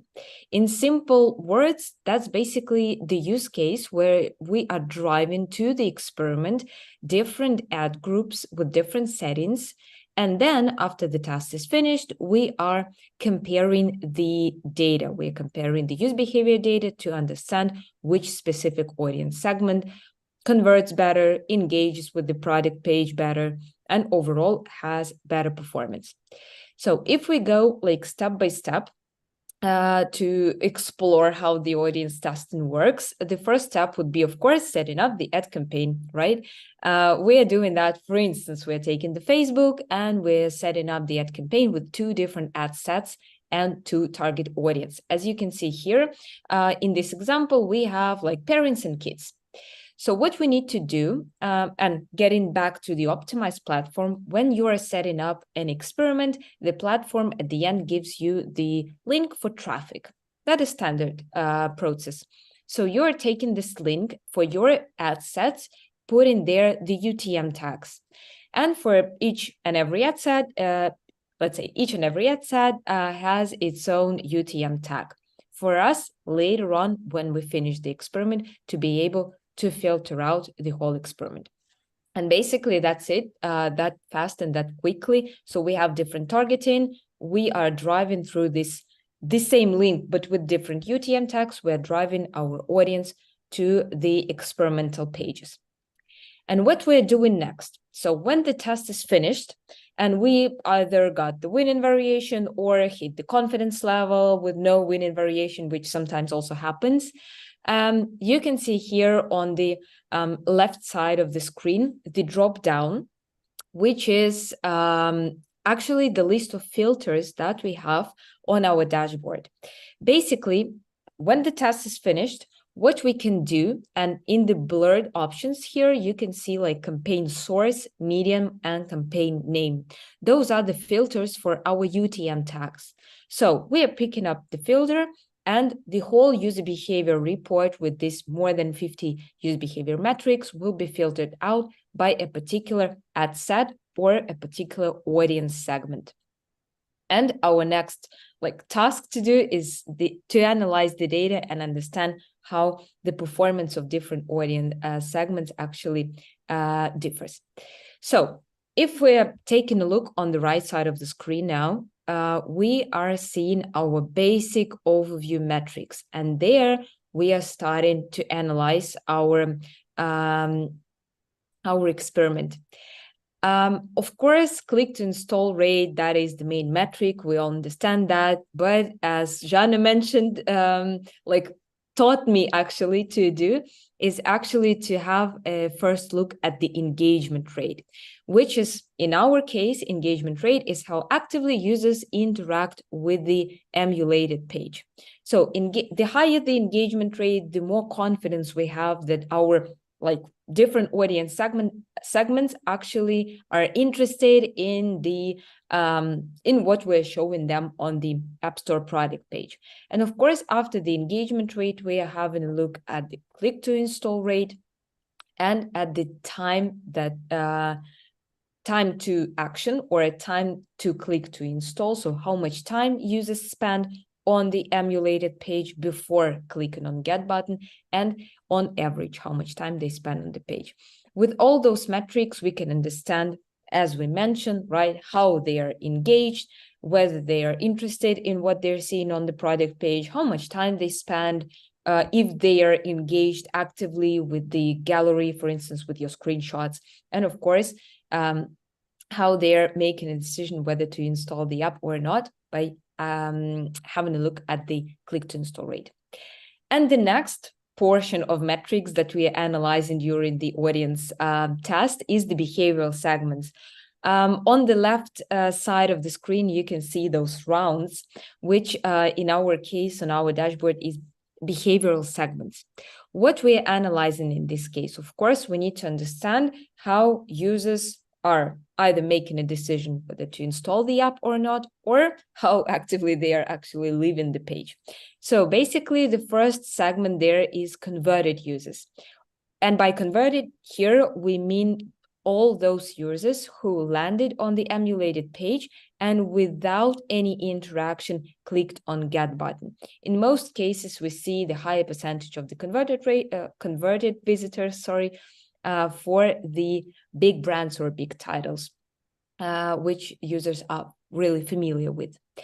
The next behavioral segment is explored and converted. And as you can tell, those are the users who interacted with the page. I don't know, they scrolled it down, they scrolled the screenshot gallery, or they actually interacted with your screenshots or the app video preview, and after that, clicked on Get button.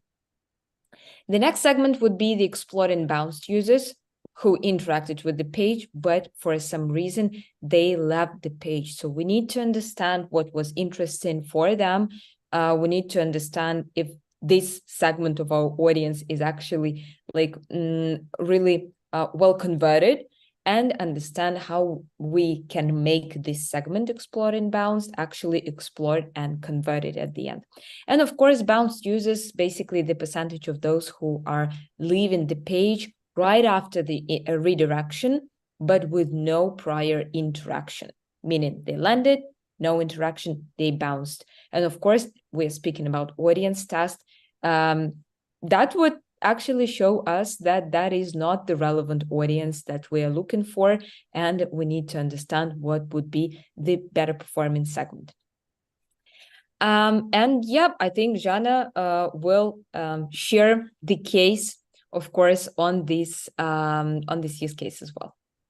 Yeah, you described all these behavioral metrics, right? So you just quite simplified my further speech, actually, because whether it's an audience testing or a classic A/B test, you should approach as classic A/B test, because eventually we need to compare how our new audience, our new tested audience interact with the page, with how what conversion rate it brings, what engagement rate it brings, and many other metrics we should also examine. Absolutely right. So I'm telling to all my customers that pay attention to click to install rate, the conversion rate. In other words, on improvement, we need probability, like probability to bit control, which is like confidence. But most of the time, pay a majority of your attention into engagement rate, because when you are testing a screenshot, the main goal of this screenshot is to engage, catch users' attention. Whether it's a classic A/B test or if it's a new audience should be engaged by our application, by our screenshot. That's why in all these types of experiments, the engagement rate is the crucial one. We often see a correlation between higher engagement rate and higher conversion rate. And as you can see here on the screen, engagement rate of control variation for default audience is less than for new audience, hence it led to a lower conversion rate. But not always higher engagement rate leads to a higher conversion rate. So sometimes it might be the cases when the engagement rate is high, the conversion rate is low. It doesn't mean that your hypothesis or maybe your new audience is bad. It means that maybe it's if like overall everything is good with you with the audience and with the content, because they decided to stay on your page and they decided to interact with the page. But now we need to find out why they decided to leave the page, and that's why we need to understand the ratio between this explore to convert and explore and bounced. That's why we need to switch our slide and to see what we have here. So in more detailed behavioral metrics, we see that default audience or new audience behave in the page quite similar. So the allocation between metrics to convert, export, convert, bounced, export, and bounced, quite the same. The numbers just maybe higher for the new audience. But we have one similar problem for default audience and new audience. Is explore to bounced. It's pretty high than explore to convert, which again means that the new audience is right. So we might target this new audience as well as continue targeting default audience. But now we need to work on our creatives. This is when the design team and ISO team should collaborate very closely together, and constantly running A/B tests will help you to solve this issue and convert this explore bounce to explore to convert. Let's switch to our next slide. The next slide is the screenshot tab, and which one of our favorite of our customers. Being on the screenshot tab, you should pay attention on many of these metrics you see here, but here are some main metrics you should firstly pay attention to. Is the first one, the screenshot view rate. So whether your visitors interact with the gallery or not. The second, screenshot views in full screen. How many of those users open your screenshot in full mode? And believe me, according to our benchmark, if your screenshot views in full screen more than 5%, your conversion rate will be harmed, because it means that people that visitors do not actually see what is depicted on the screenshot. These all elements quite small, and not 100% of all your visitors who saw the screenshot will open this a screenshot in full screen and waste their precious time to see what is depicted on it. That's why if you see the full screen metric is more than 5%, or you were starting from 4%, just go and adjust your size of elements on your screenshots. And the other metric, which is installs after viewing the screenshot, which is actually the main metric, and especially installs after each of the screenshots, breaking down by screenshot. This is the valuable information you can get from here. So for example, see the new audience here and the fourth screenshot. And the fourth screenshot for new audience took the most of the installations, 14.3 installations. And here's the first hypothesis that comes to my mind. What if I move this fourth screenshot to second or third position? Because In this case, more visitors will see my feature, this particular feature, hence I will be able to increase my conversion rate. So you can check this hypothesis by running this experiment on the product page. But remember, you have now search page testing when all these 3 screenshots are visible, and you can compare your current search preview with new version of the search preview. Here's them again, search page experiment. Summary, I guess we Yeah, covered all this topic. I guess we are done on time. Thank you everyone for joining this session. I see David is back. So David, not sure if we have time for the questions. Yes, no? Ladies, unfortunately not. We need to go to our panel discussion. But look, listen, amazing job, great presentation. You know, as I said, wonder women. Thank you very much, Anna. Thank you very much, Marie. Appreciate you and everything that you do. Okay, very, very grateful. And by the way, everybody, just so you know, if you want to get more insights, there's a link in the chat there as well. So you can go in, click on the link, and you can get obviously a live demo of Splitmetrics Optimize. Now we are going to move on to our next amazing panelist. And we have got actionable tactics for optimized user acquisition and re-engagement. Lenny, are you there, my darling? Lena, are you there? Hello. Hello, everybody. How are we? Are we good? Great, yes. Good. Have you all here? I think yeah. it's coming in very, very soon. We are very, very excited about the discussion today. Thank you so much. Hey, how are you? Hey, thank you, David, for You're helping me welcome. for this first minute. problem Thank at you, thank you. The floor And is let's yours. start. Yes, let's start. The floor Thank is you. yours. Thank you so much. Over to you. Bye-bye. Bye. So, hi, hello, hola, guten Tag, ni hao, hi everyone. I'm happy to meet you here, and I believe all our shiny panelists they are brilliant. Just look at them. So please let me introduce our team for today for this panel. Angela, let's start with you. Say hi. I want to introduce Angela Humphrey. She's a VP of Business Development at YouAppi. Hi, Angela. Thank you for joining us today. Hi, thank you for having me. Yes, I work at YouAppi. It's a retargeting DSP. Here for any questions or needs, and excited to speak today. Hi again. And now Rachel. I want to introduce Rachel Bergman. She's General Manager North America at MoreEngage. Hi, Rachel, and welcome. Hi, Lena. Thanks. Yeah, representing MoreEngage, we're a customer engagement platform. Excited to talk to you guys about mobile messaging.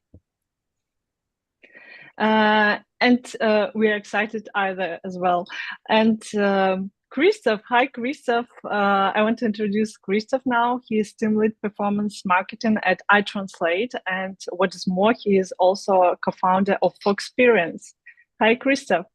Hey all, it's a pleasure to be here today. So if you want to speak in over 100 languages, then go and download iTranslate. Also, I like Deutsch, by the way, so let's talk later. I also want to introduce Zhenya Karabennikov. Hi, Zhenya. Zhenya is an SO manager at Vuga, great gaming company. Hi, Zhenya. Hey everyone. Hi Lena. Thanks for having me here. Yeah, we at Vuga develop story-driven casual games. Our flagship game is June's Journey, and basically I'm responsible for App Store optimization efforts for this game and for some other exciting games in development. That's cool, because some of our Splitmetrics team members are playing this game with pleasure, so that's really awesome.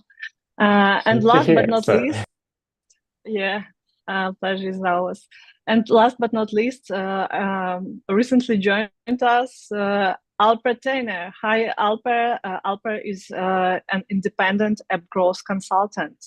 Looking forward to listening to your insights today, Alper. Hi, everyone. Do a mini intro? As you wish. Yeah, sure. As you feel. Yeah, I've been in at marketing for over 10 years now. Worked both in product and marketing teams, and I usually help apps scale. I've been spending $25-30 million a year, and trying to help with the full stack and full funnel.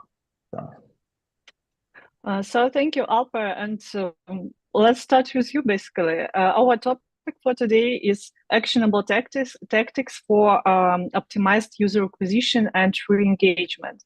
And I think it won't be excessive to first start with the definition. So I wanted to ask you, how would you define optimized UA and re-engagement in 2024, which is around the corner, by the way? I believe in full journey optimization. Yeah, creative is important and it will be always important, but it won't do the job alone for a successful / optimized UA. But when we optimize everything starting from the MarTech side and then ASO and CRO and CRM, this will lead to optimized UA and engagement, because MarTech tools can help measure product performance, attribution, let us measure ROAS, and help us automate and personalize the CRM initiatives, which at the end will lead to better user engagement and retention. And tooling really matters. And on the ASO side, we want to give the first impression to convert those visitors into downloaders. And then on the product, CRO and CRM side, we basically focus both on the organic and the paid traffic to convert them into subscribers or customers, mostly through onboarding and paywall optimization for subscription apps, and onboarding and sales funnel optimization for e-commerce on the CRO side. And in the CRM side, it's optimizing the lifecycle of the user. It has a big impact in activation and prevent churn. That's why it's not just about showing the creative, but overall, when we optimize both the creative and the ASO and the onboarding and paywall or the sales funnel within the product that is supported by the CRM, then we can have a optimized and more effective UA now and also in 2024. Thank you so much, Alper. You basically mentioned a lot of things we are going to discuss later today. And speaking of MarTech, we had a session on day one. So if you guys are interested, we'll get the recording after App Growth Week. And now let's speak re-engagement. So I wanted to ask, what are some emerging trends in re-engagement and how basically app and game developers now can stay ahead of the curve? Angela, I know you are an expert on that, so please share your thoughts here. Thank you, Lena. So I would say that a lot of expansion on uplift testing is what I'm seeing lately, utilizing more tools, whether that's investing more internally, hiring more data analysts, things like that, or investing in third-party tools that focus on uplift testing or utilizing the MMP tools themselves. And I think something to note, not to just jump in. I think it's, very exciting and very compelling, but it's also what approach works best for you and your app. So take it slow. What is your goal for uplift? Prepare any partners of yours for any upcoming tests. Pick their brain if need be. I would encourage marketers to ask themselves, what are my uplift benchmarks in addition to attributed KPIs? How do they relate? What access to the data do I have? And then what methodology do I feel is best for my needs? So, many supply partners can also run the uplift testing and then send back the data for validation. So, for example, we honed in on ghost bidding methodology as our preferred method. And so we're close to the data, the audience segmentation itself. We can split the control and test groups on our side on the segment level, and then track the users on the bid impression level between users who are exposed to an ad versus users who are not shown an ad. So really just, thoughtful approach before jumping into all these different tools. Yeah, thank you so much for sharing, Angela. Very interesting.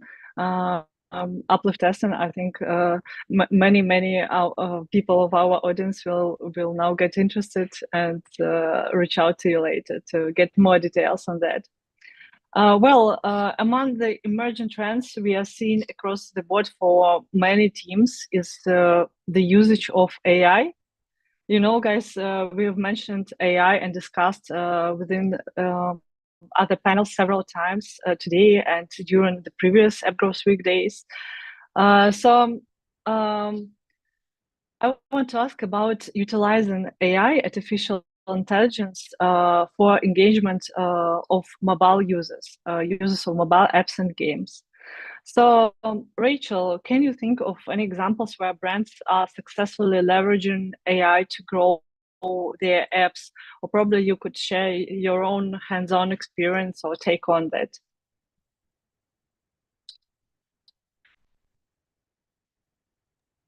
Rachel, you're muted. No worries. I'm definitely on mute.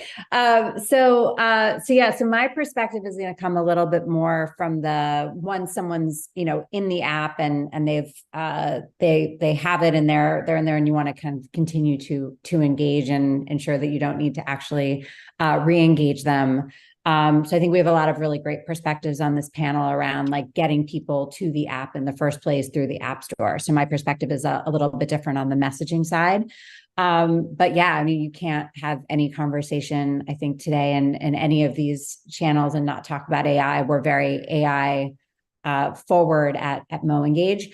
But some of the cooler kind of ways that we're seeing it used in like messaging within the app are using AI to predict best time to send. So best time for like a push notification to show up, for an inbox message to come in. Best time to maybe like deliver a nudge to a consumer, to a user of the app, like testing, different creatives, different tone, different messaging, different offers, depending on what type of app you are, if you're e-commerce or gaming or something else, but different messaging, different ways to communicate. And then of course there's the whole, ChatGPT angle of actually using AI to help even just, craft the message itself.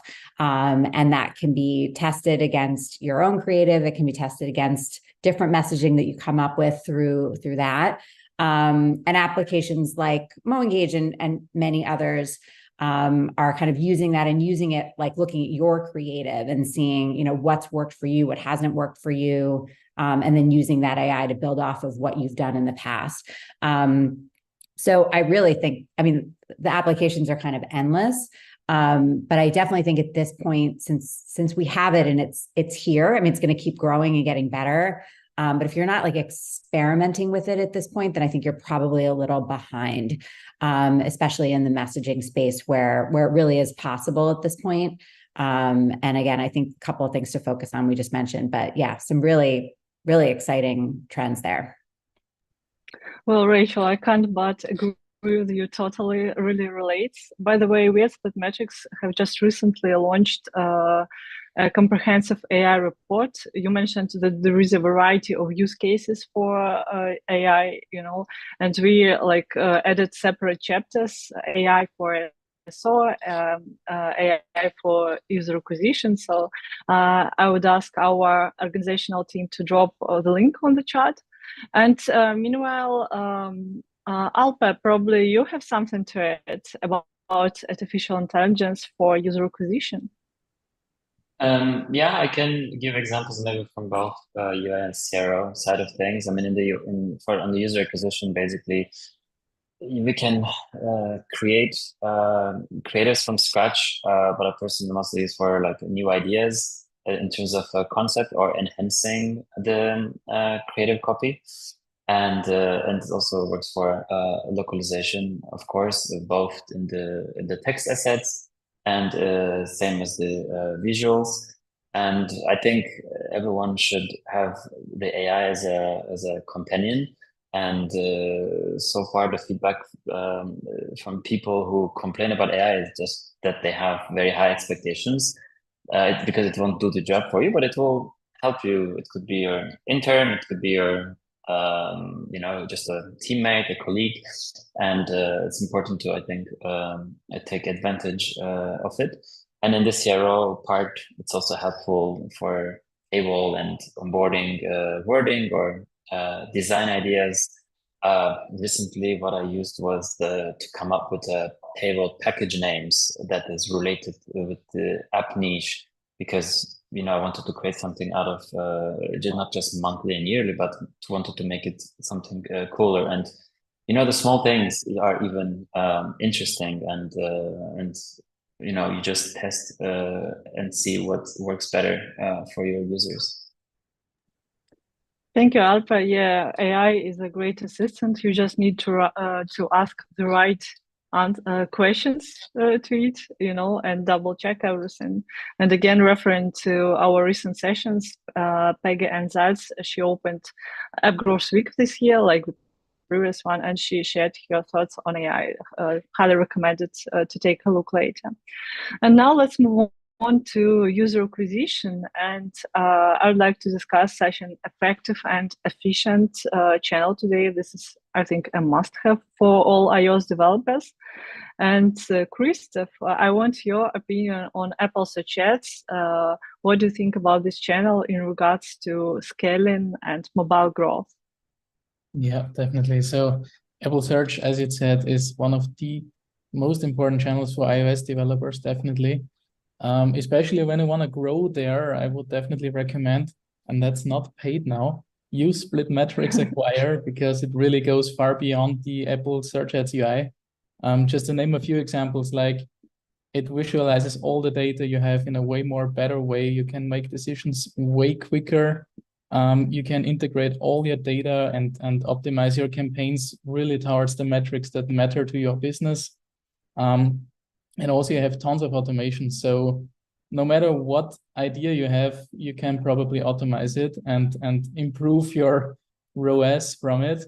Then another great way to grow on Apple definitely is using custom product pages and really nail the search of your users, which goes kind of hand in hand with my next point, which is the structure of your Apple Search Ads campaign. So really enable a great structure so your CPPs can really grow in power, so to say.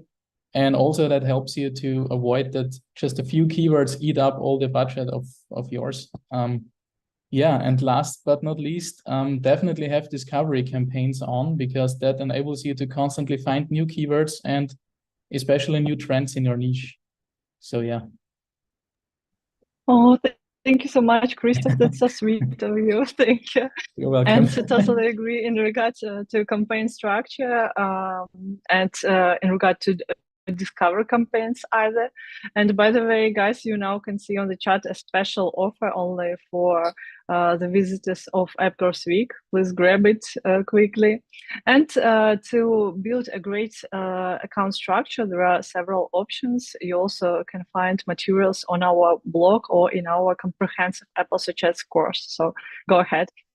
And Zhenya, I also wanted to connect you to this question. I know that you have something to share either.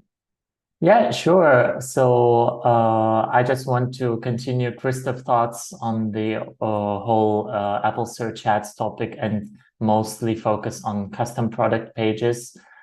We at UGA, we are fans of custom product pages, and we think that many publishers still don't use it to the fullest potential. But what I want to add, that apart from having a nice campaign structure using CPPs for certain keyword groups, not just clusters of keywords like generic versus brand, but also try to always test the new CPPs for those keyword groups. Don't stop just on something that you found that works best for you. I think it's an iterative process, and you should keep testing those out, specifically on certain geos. Something that works in the US might not work for Germany, etc., etc. So this is basically, I think, something to start with if you want to scale on Apple Search Ads, for sure. Thank you so much. A great addition. By the way, we had a poll yesterday, and we asked our audience if they utilize custom product pages and for what purposes. And I guess like 44% they voted that they utilize CPP for targeting various segments of their target audience. And this is in line with what you just mentioned. Different segments, they can be in various geos, in various markets, also various gender categories and so on. So yeah, great addition. Thank you so much. And we have recently discussed re-engagement trends, but I wanted to get back to that and ask you guys for some specific actionable tips, insights that would be really helpful for our audience. So the question is, what are some effective ways to re-engage target users, and what are some effective strategies for retaining users, and what's most important, reducing churn? So Angela, could you please help us on that? Yes. So a big part of it has to do with the audiences you are targeting. So asking the right questions to be strategic and prep for that. So at what point is the app experiencing user drop off? Do I have all of the relevant in-app events mapped in the MMP so that it can empower those audience segments?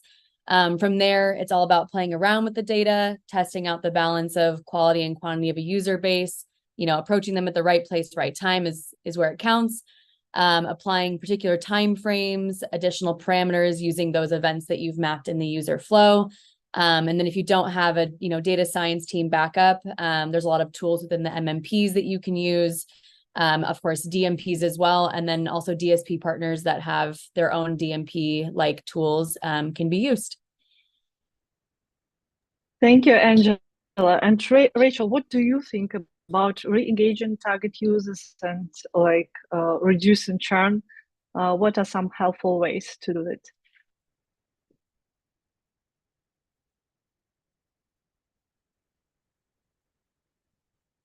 You're on mute, I think, Rachel. Wi-Fi issues. Oh, that's okay, Rachel. No worries. We can move on and ask. Oh, we can hear you. Oh, we should move on, or you are okay now? Yeah, I would move on. I can add it to the next section. So. Okay, no worries. So, Christoph, go ahead. Sure. Yeah. So basically, a bit going outside of re-engagement now. So I think it's already pretty important to do the correct onboarding. So take your user by the hand and show them the most important features that they maybe don't even find that easily, and present your app in the best possible way. And that should already help you a lot in re-engagement as well, because it takes out the stress, of losing too many people just because they don't know how to use the app. That totally makes sense. And Alper, Rachel, go ahead. Oh, no. I heard, yeah, probably I'm just hallucinating, sorry, Alper, it's your turn. Yeah, I agree with also Christoph's point, with some apps, you open it, it's just completely blank and user even doesn't know what to do. So tooltips definitely help. And from the CRM perspective, I think one tip could be that most brands focus on win-back campaigns mostly, but instead it's the best practice to have your CRM automation that covers the activation and just the regular engagement and event-triggered funnel automations. Then we have the prevent churn. We have the whole referral mechanism that we can manage through CRM. And then we have the reactivation and win-back campaigns. So it is not just about trying to get them back, but moving them through the full funnel and the full cycle. But also don't overdo it. I saw one example when the app was sending, I think 2 or 3 times push notifications during the user's trial, which led to a churn during the trial and so on. So yes, you want to be helpful to onboard the users, but make sure that you test and roll out slowly rather than to 100% of the users. Thank you, Alpa. And you basically started with mentioning various aspects of user acquisition in 2024. And among other things, you emphasized the importance of ASO and creatives. You know what I'm talking about. So I just want to move on to App Store product page and the importance of the App Store product page design for user acquisition and engagement. Is it important at all? Such a provocative question, and I want to address it to Christoph. Sure, yeah, definitely a great question, because it's of the utmost importance, I would say, because it's the first touch point of your potential users. So make sure you nail all the benefits your app offers for them. And especially when you think of like search results, make sure that the first 3 screens in the portrait format, or like the first screen in your landscape format, really nails it. So because that is what's shown up on the search results, and that should be convincing enough to bring the users into your product page. And also thinking of UA in that sense. So I would say the best campaign structure and setup would never help you if your product page is really crappy. So you really need to make sure that users are convinced to download the app at the end of the day. So yeah, agree. But yeah, thank you, Christoph, because not everyone would even scroll further. Exactly. Many of the users will drop after the first screenshot if that's not what they really expected, and if it doesn't meet their needs. So, Zhenya, I believe you will confirm what Christoph just said. What do you think? Yeah, it would be surprising if I said, no, it's not that important, you know. But of course, yeah, some heat to this awesome discussion. Yeah, but of course, product page is a universal element of the whole user funnel, you know, because first the user sees the ad or touches the store page organically, you know, and then it's sort of a bridge to the onboarding in the game or the app. So of course the expectations of the user must be managed, you know, from the ad to the app. And of course, the right choice for product page design can improve both UA metrics, like improve and increase IPM in certain cases, but also improve early retention metrics, which are vital for any app or any product. So yeah, I think it is absolutely necessary to look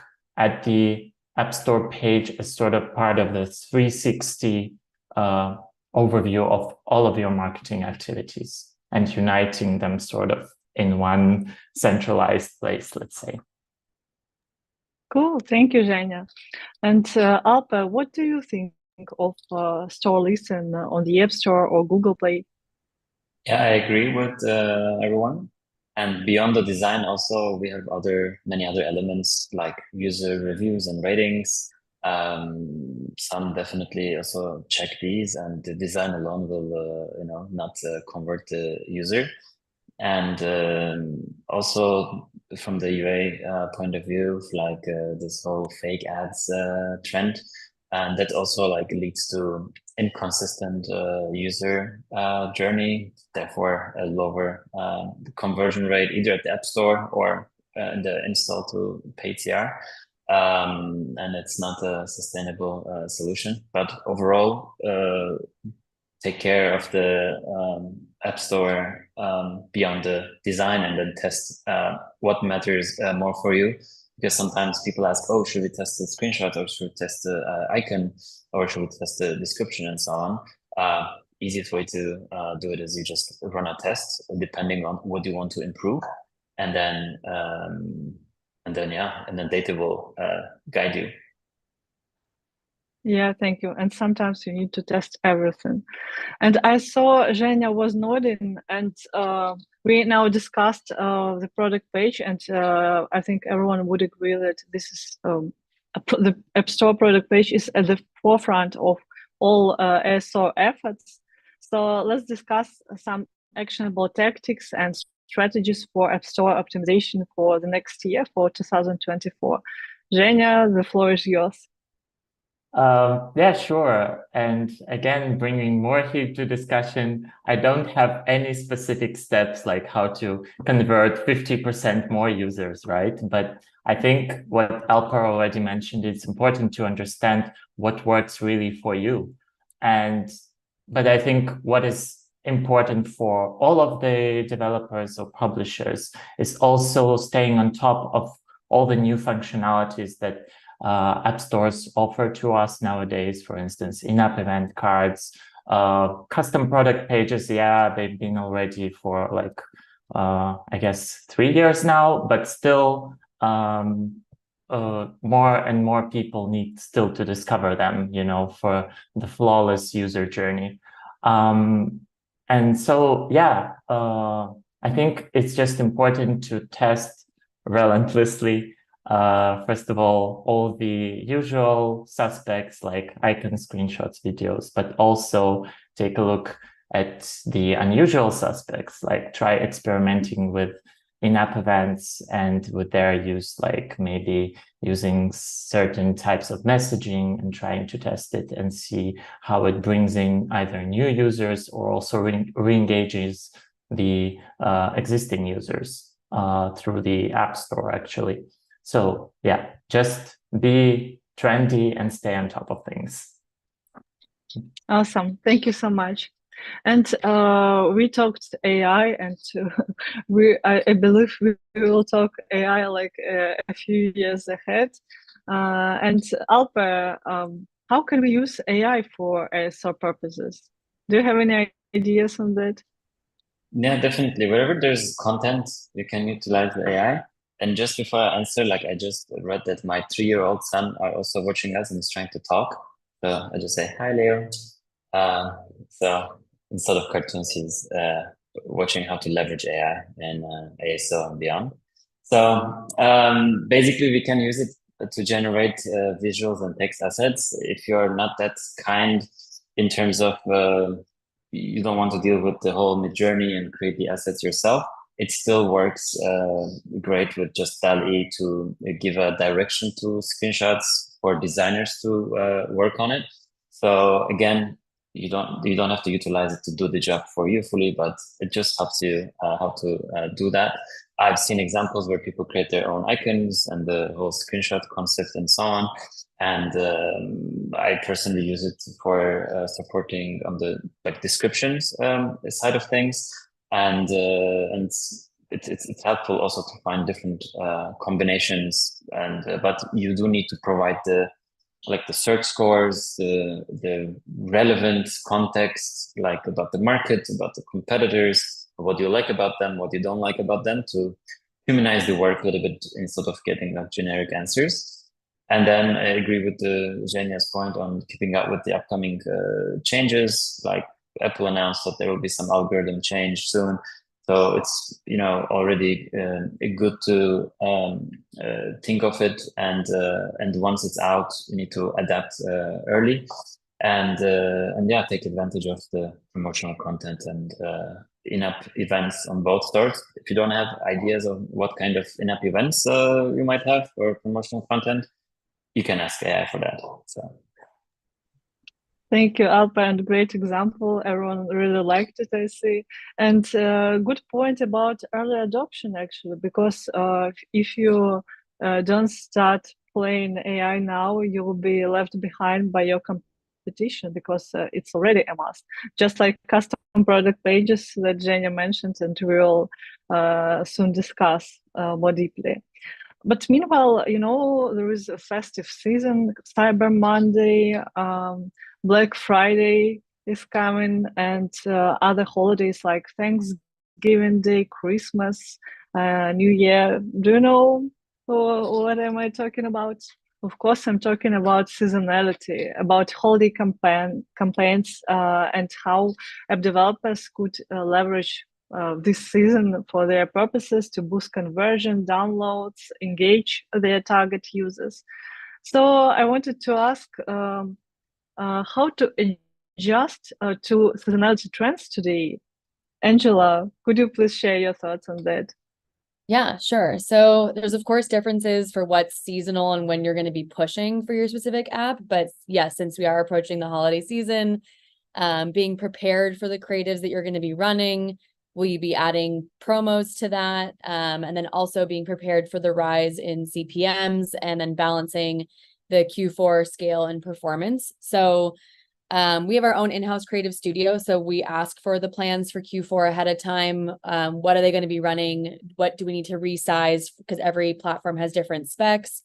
And then of course, like asking if they are going to be running promotions, because that will work really well for re-engagement, especially. And then it is an expensive time for marketers. Everyone wants their ad to be seen.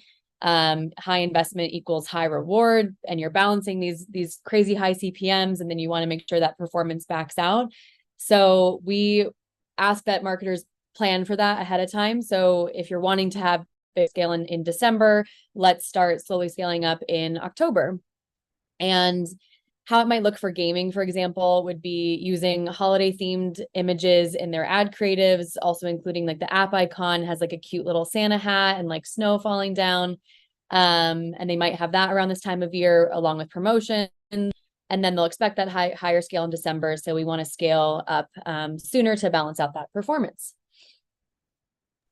Yeah, that again totally relates, because you mentioned this Santa hats, and I remember one of our customers, we should have a case study about that. They tested creatives prior to the holiday season, and they just added a Santa hat to their icon. And after that, this is a true story, they got 40% conversion rate uplift. That was quite spectacular, and I think it confirms even now that it works, and everyone should do that. And yeah, it's very actual and up-to-date topic now. And we recently launched the seasonality guide. It's not an ad guide, guys. It's really valuable. Our team has dropped it on the chat. Because we provide there not only actionable tips and hands-on experience-based advice from our SplitMetrics agency experts, but we also provide the timeline, because Angela mentioned that you should prepare in advance, like a month or several months prior to the holiday itself, and we provide the time frame for each holiday in this guide. So just go and get it, I'd say. And of course, Zhenya, being an SEO expert at Wooga, you certainly have some tips you could share with us today. Yeah, sure. I could totally agree with Angela, but also disagree a bit. Totally agree on the part about the planning and the testing, like very beforehand, having a structure to it, not just dropping a Santa hat out of nowhere, not informed by any tests, because, and there comes the disagreement part, because for us at Wooga, for instance, it does not work universally. Like we have some countries where the winter creatives, both in UA and ASO, work really great. But in some countries, they just evergreen are always better. So it also says that you should not apply the trends universally, but always test them for yourself, your product. The one funny case actually was that some UA creatives, not ASO ones, with the winter theme, like, with snow, somehow worked best in summer. And so, yeah, this is all very custom and very always related to the product. So as with any trend, seasonal or not, you should be asking yourself a question: have I tested this thing or not? And then make the final call. Well, interesting thing you mentioned. Probably there were those users who were looking forward to the skiing season, holiday season, and they're like, "Oh my gosh, snow in the middle of summer." That's what I could dream of. Just kidding, of course, but really interesting, and it's the proof that everything is like very custom, very personal for each app. Speaking of which, personalization, is one of the biggest trends lately. And Rachel, I hope your Wi-Fi is okay now. If not, you can write an answer on. Awesome. So I wanted to ask you, what is your take on, and what are your recommendations in terms of personalization trends today, and how companies could apply them? Yeah, I mean, I think from like a messaging perspective, we're just like, I've always been a big believer in using like the data that you have. I mean, it really is amazing, obviously, like how much data we have on a user, even if they haven't like made a purchase or are actually like done something, even if they've just gotten into our app. But we have data on what's going on with the customer in that channel. We have data with what's going on with that customer in other channels. And I think that's sometimes often like forgotten in the personalization realm, of really like using all the data that you have available to you. And I also find, I don't know if anyone agrees or disagrees with this, but I also find that personalization from a messaging standpoint can sometimes happen when it's a trigger, right? Like someone just did something, which is great. But it doesn't always need to be a trigger because someone just did something, right? I mean, every message, you really do have the ability to use some form of data, whether it's even just personalizing based on time of day or day of week or something like that from a messaging perspective, or it's the actual content, the creative, the offer. So I kind of urge everyone to think a little bit like more broadly about that, and just because I didn't get to speak about re-engagement a little bit earlier, I think these things kind of come together, right? I mean, the whole point is to not have to do re-engagement as much, right? And I think we tend to spend so much time getting people in the door or dealing with them once they've left. And we all know that there's like more time that can be spent in the middle of actually making sure that people stick around and are engaged with what you're doing. And if you're personalizing and you're testing, like you said, Santa's not always going to work, then we're worrying less about the re-engagement side of things and the acquisition side, and we're worrying more about like how to keep people there and get them excited. So I think I urge everyone to think about it like kind of holistically, and then also just not think about the data that you just have from the app, but also think about the data that you should be kind of bringing together across whatever channels are like important to you and your customer lifecycle, because they're probably doing things in other channels that you have and not just the app, depending on what your business is. Thank you so much, Rachel. That's a great point, because yes, the data is king, and I like the idea of, if you utilize all the data you have,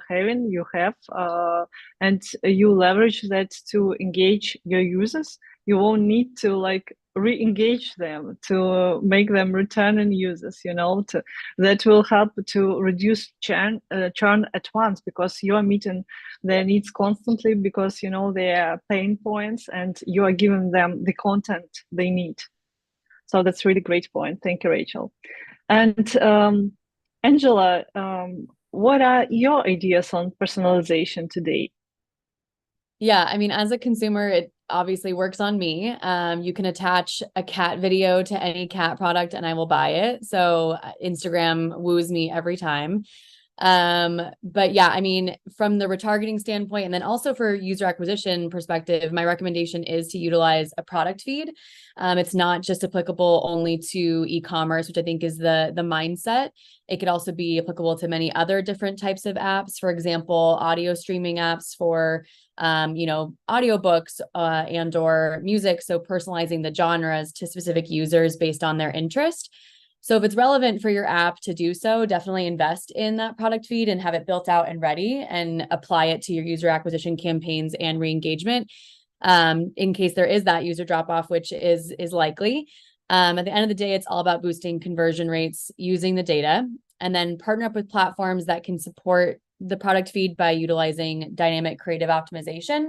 So what we do on our end is we help utilize that product feed to have it be seamless and effective, where there's this blank template and then it's populated with the image, the copy, and it's personalized to the viewer on the other end. And in my case, probably with something with cats, so it'll work. But yeah, so definitely I think product feed and DCO are things to look into further. Oh, thank you, Angela. I'm just the opposite because I'm all the time watching irrelevant ads on YouTube and thinking, oh my gosh, why am I even seeing it?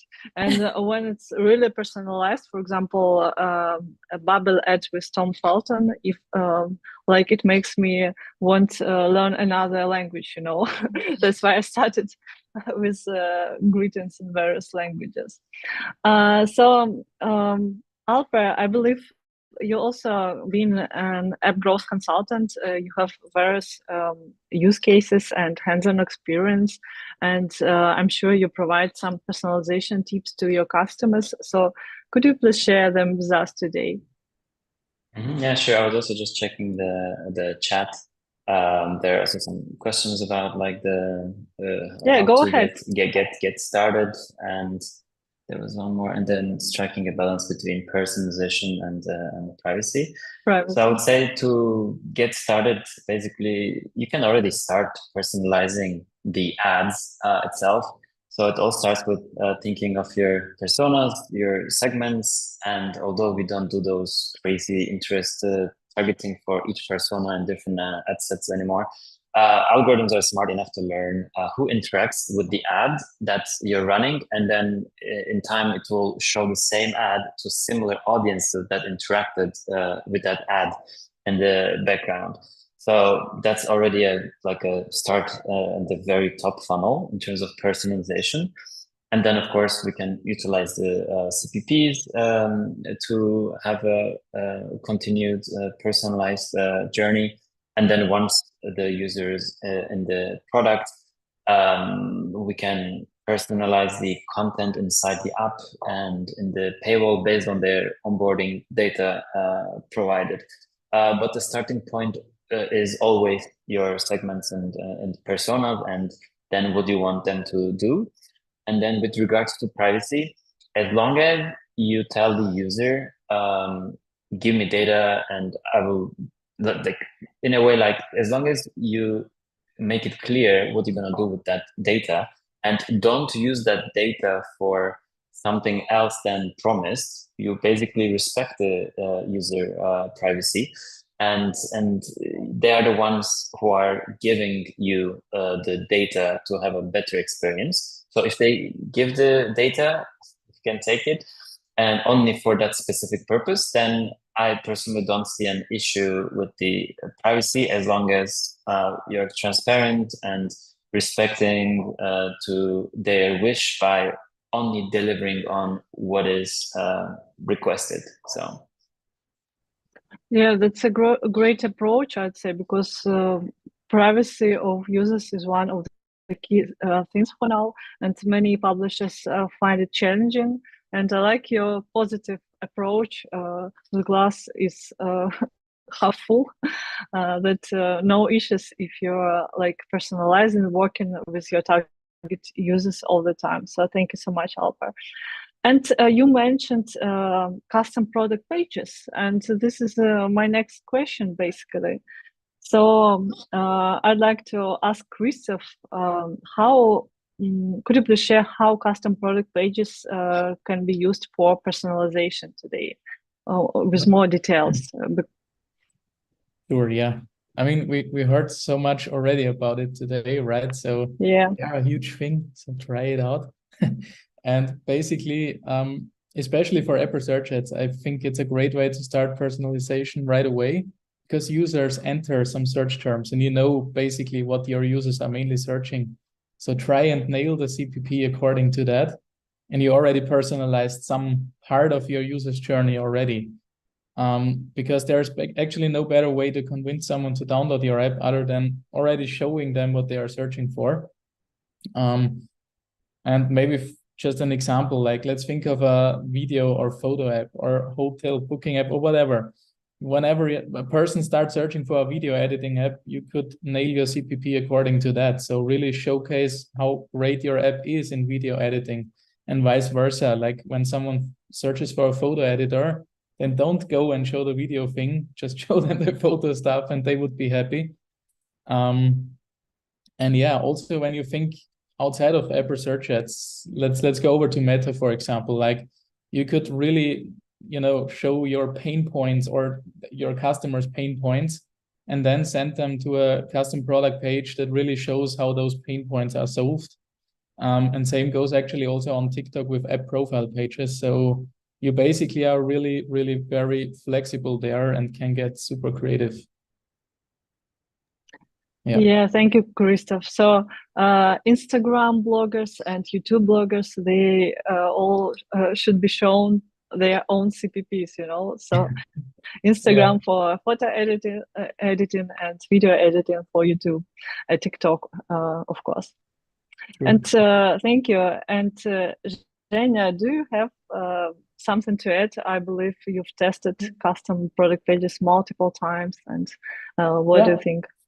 Yeah, sure. I can only agree with Christoph on all the use cases that your users might encounter in your app, and of course you want to highlight those.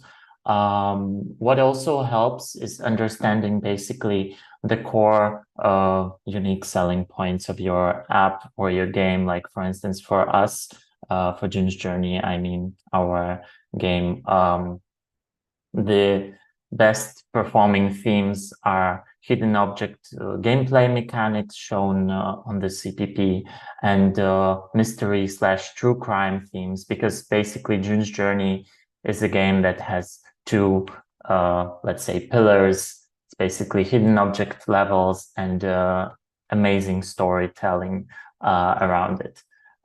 So yeah, you should tap into your strengths. If you lack some sort of inspiration, understanding what your strengths are,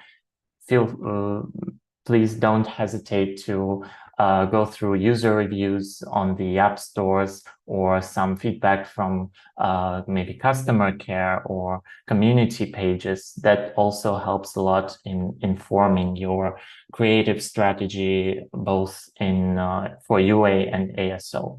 That's basically the thing. And the important thing also that I wanted to mention, that sometimes these very specific USPs, they work also for broader categories. Like for us, we see that hidden object gameplay scene work also for brand campaigns in general.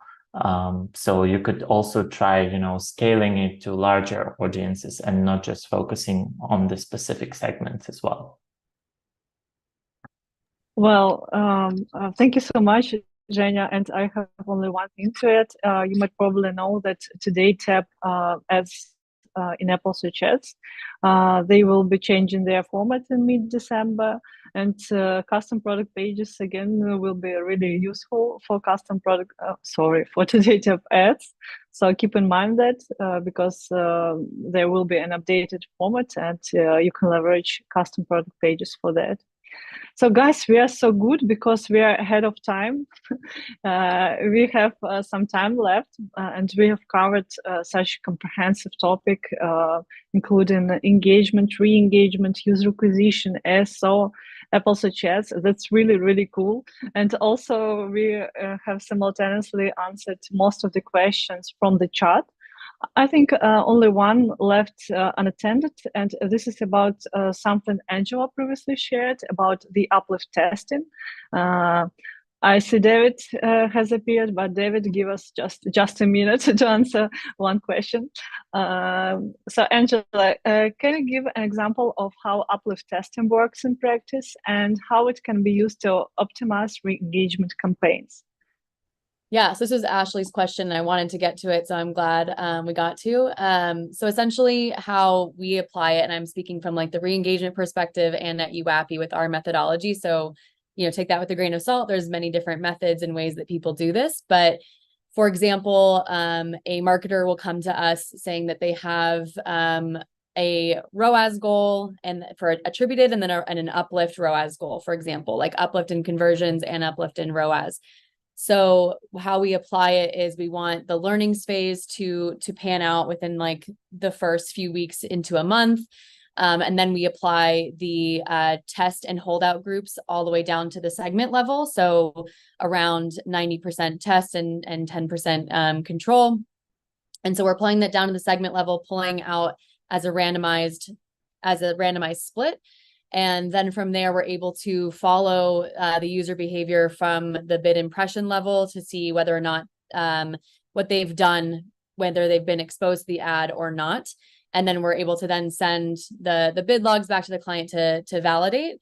But that test can be all encompassing, dynamic and always on, or it could be like a one-off test. We usually recommend having it be always on, but taking like the first couple months with a grain of salt because we're still like in the learnings phase and then applying that, and there needs some time to balance. So from there, if we're understanding how to meet the attributed goals versus the uplift goals, that influences how we then optimize.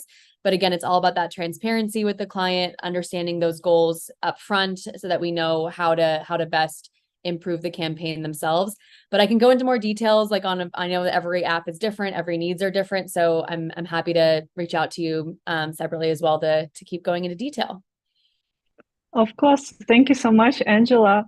And big kudos and thanks go to Angela from UiP, Rachel Bergman from More Engage, Christoph Wagner from iTranslate and Foxperience, Zhenya from Vuga, and of course, Al Patena, independent consultant. Thank you so much, guys. I've had pleasure talking to you today. Thank you so much for sharing your insights, actionable tips. I believe this is very useful, and the recording of this session will be rewatched multiple times. Thank you so much. And at this point, I'm passing the mic to David. Thank you so much, everybody. Really appreciate great insights. In the chat, everybody, let's get some love hearts going in. Let's get some fire emojis. I think the panel group deserve it. It was a great, insightful panel. Thank you so much, everybody. And now, everybody, we have came to the last App Grow quiz. I'm happy, but I'm sad at the same time. I'm happy that I'm going to give away another $50 Amazon gift card, but I'm sad that it's the last one we're going to do this year because, it's been an amazing 3 days where we've gone through mobile app growth, user acquisition, Apple search ads, App Store optimization, A/B testing, user engagement, and so on. It was absolutely amazing. And it's also amazing, to see all the panelists and wonderful faces. Now, the App Grow quiz is open. Sorry. And we can see. Okay, so let's go through it, okay? Question number 1. What corporate news was announced by Splitmetrics today? Whoop, whoop. Come on, everybody. Should know that one. What testing methodologies are available to Splitmetrics optimized platform users? Question number 2. And last, what was the emerging re-engagement trend shared by Angela Humphrey, UiP? Which one was it? So, we're going to do the countdown as normal. We're going to go 10, 9, 8, 7, 6, 5, 4, 3, 2, 1. Who is going to be the last winner? Chicken dinner of our last quiz.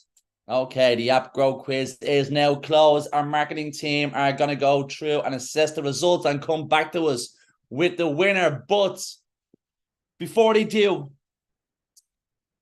amazing shout out and amazing gratitude and appreciation to all our partners. This would not have been possible without yourselves. The biggest and best virtual event. 3 days we've done. 3 days. Unbelievable. 25 organizations, largest app and game developers, mobile tech companies, and as you can see, experts and key visionaries and practitioners. We are extremely grateful for all these wonderful, beautiful faces. I think I need to change my picture for next year. Winner, chicken dinner. But none of you. Look at all these. Again, thank you so much. And also as well,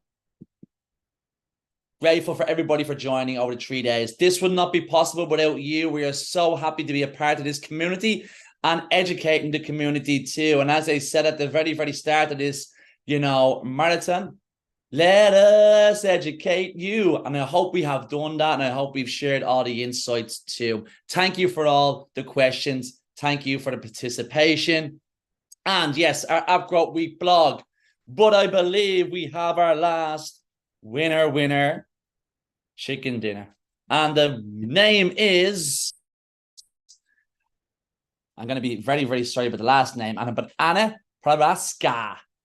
Hopefully I got that right, but I doubt I did. But I'm so sorry for butchering your name. But well done. You have won a $50 Amazon voucher. Congratulations. And thank you, as they say. And we hope that you have enjoyed the 3 days. But also we hope that you can give us some feedback on day 3, maybe give me some feedback on which short you thought was the best one, maybe day 3, because I thought I'd save the best for last for you, all you wonderful people. So yes, please, final poll, your input is important to us. And thank you so much, everybody. 3-day marathon done, dusted. Happy Thursday. Have a great weekend ahead. Be good. Bye-bye, everybody. Thank you.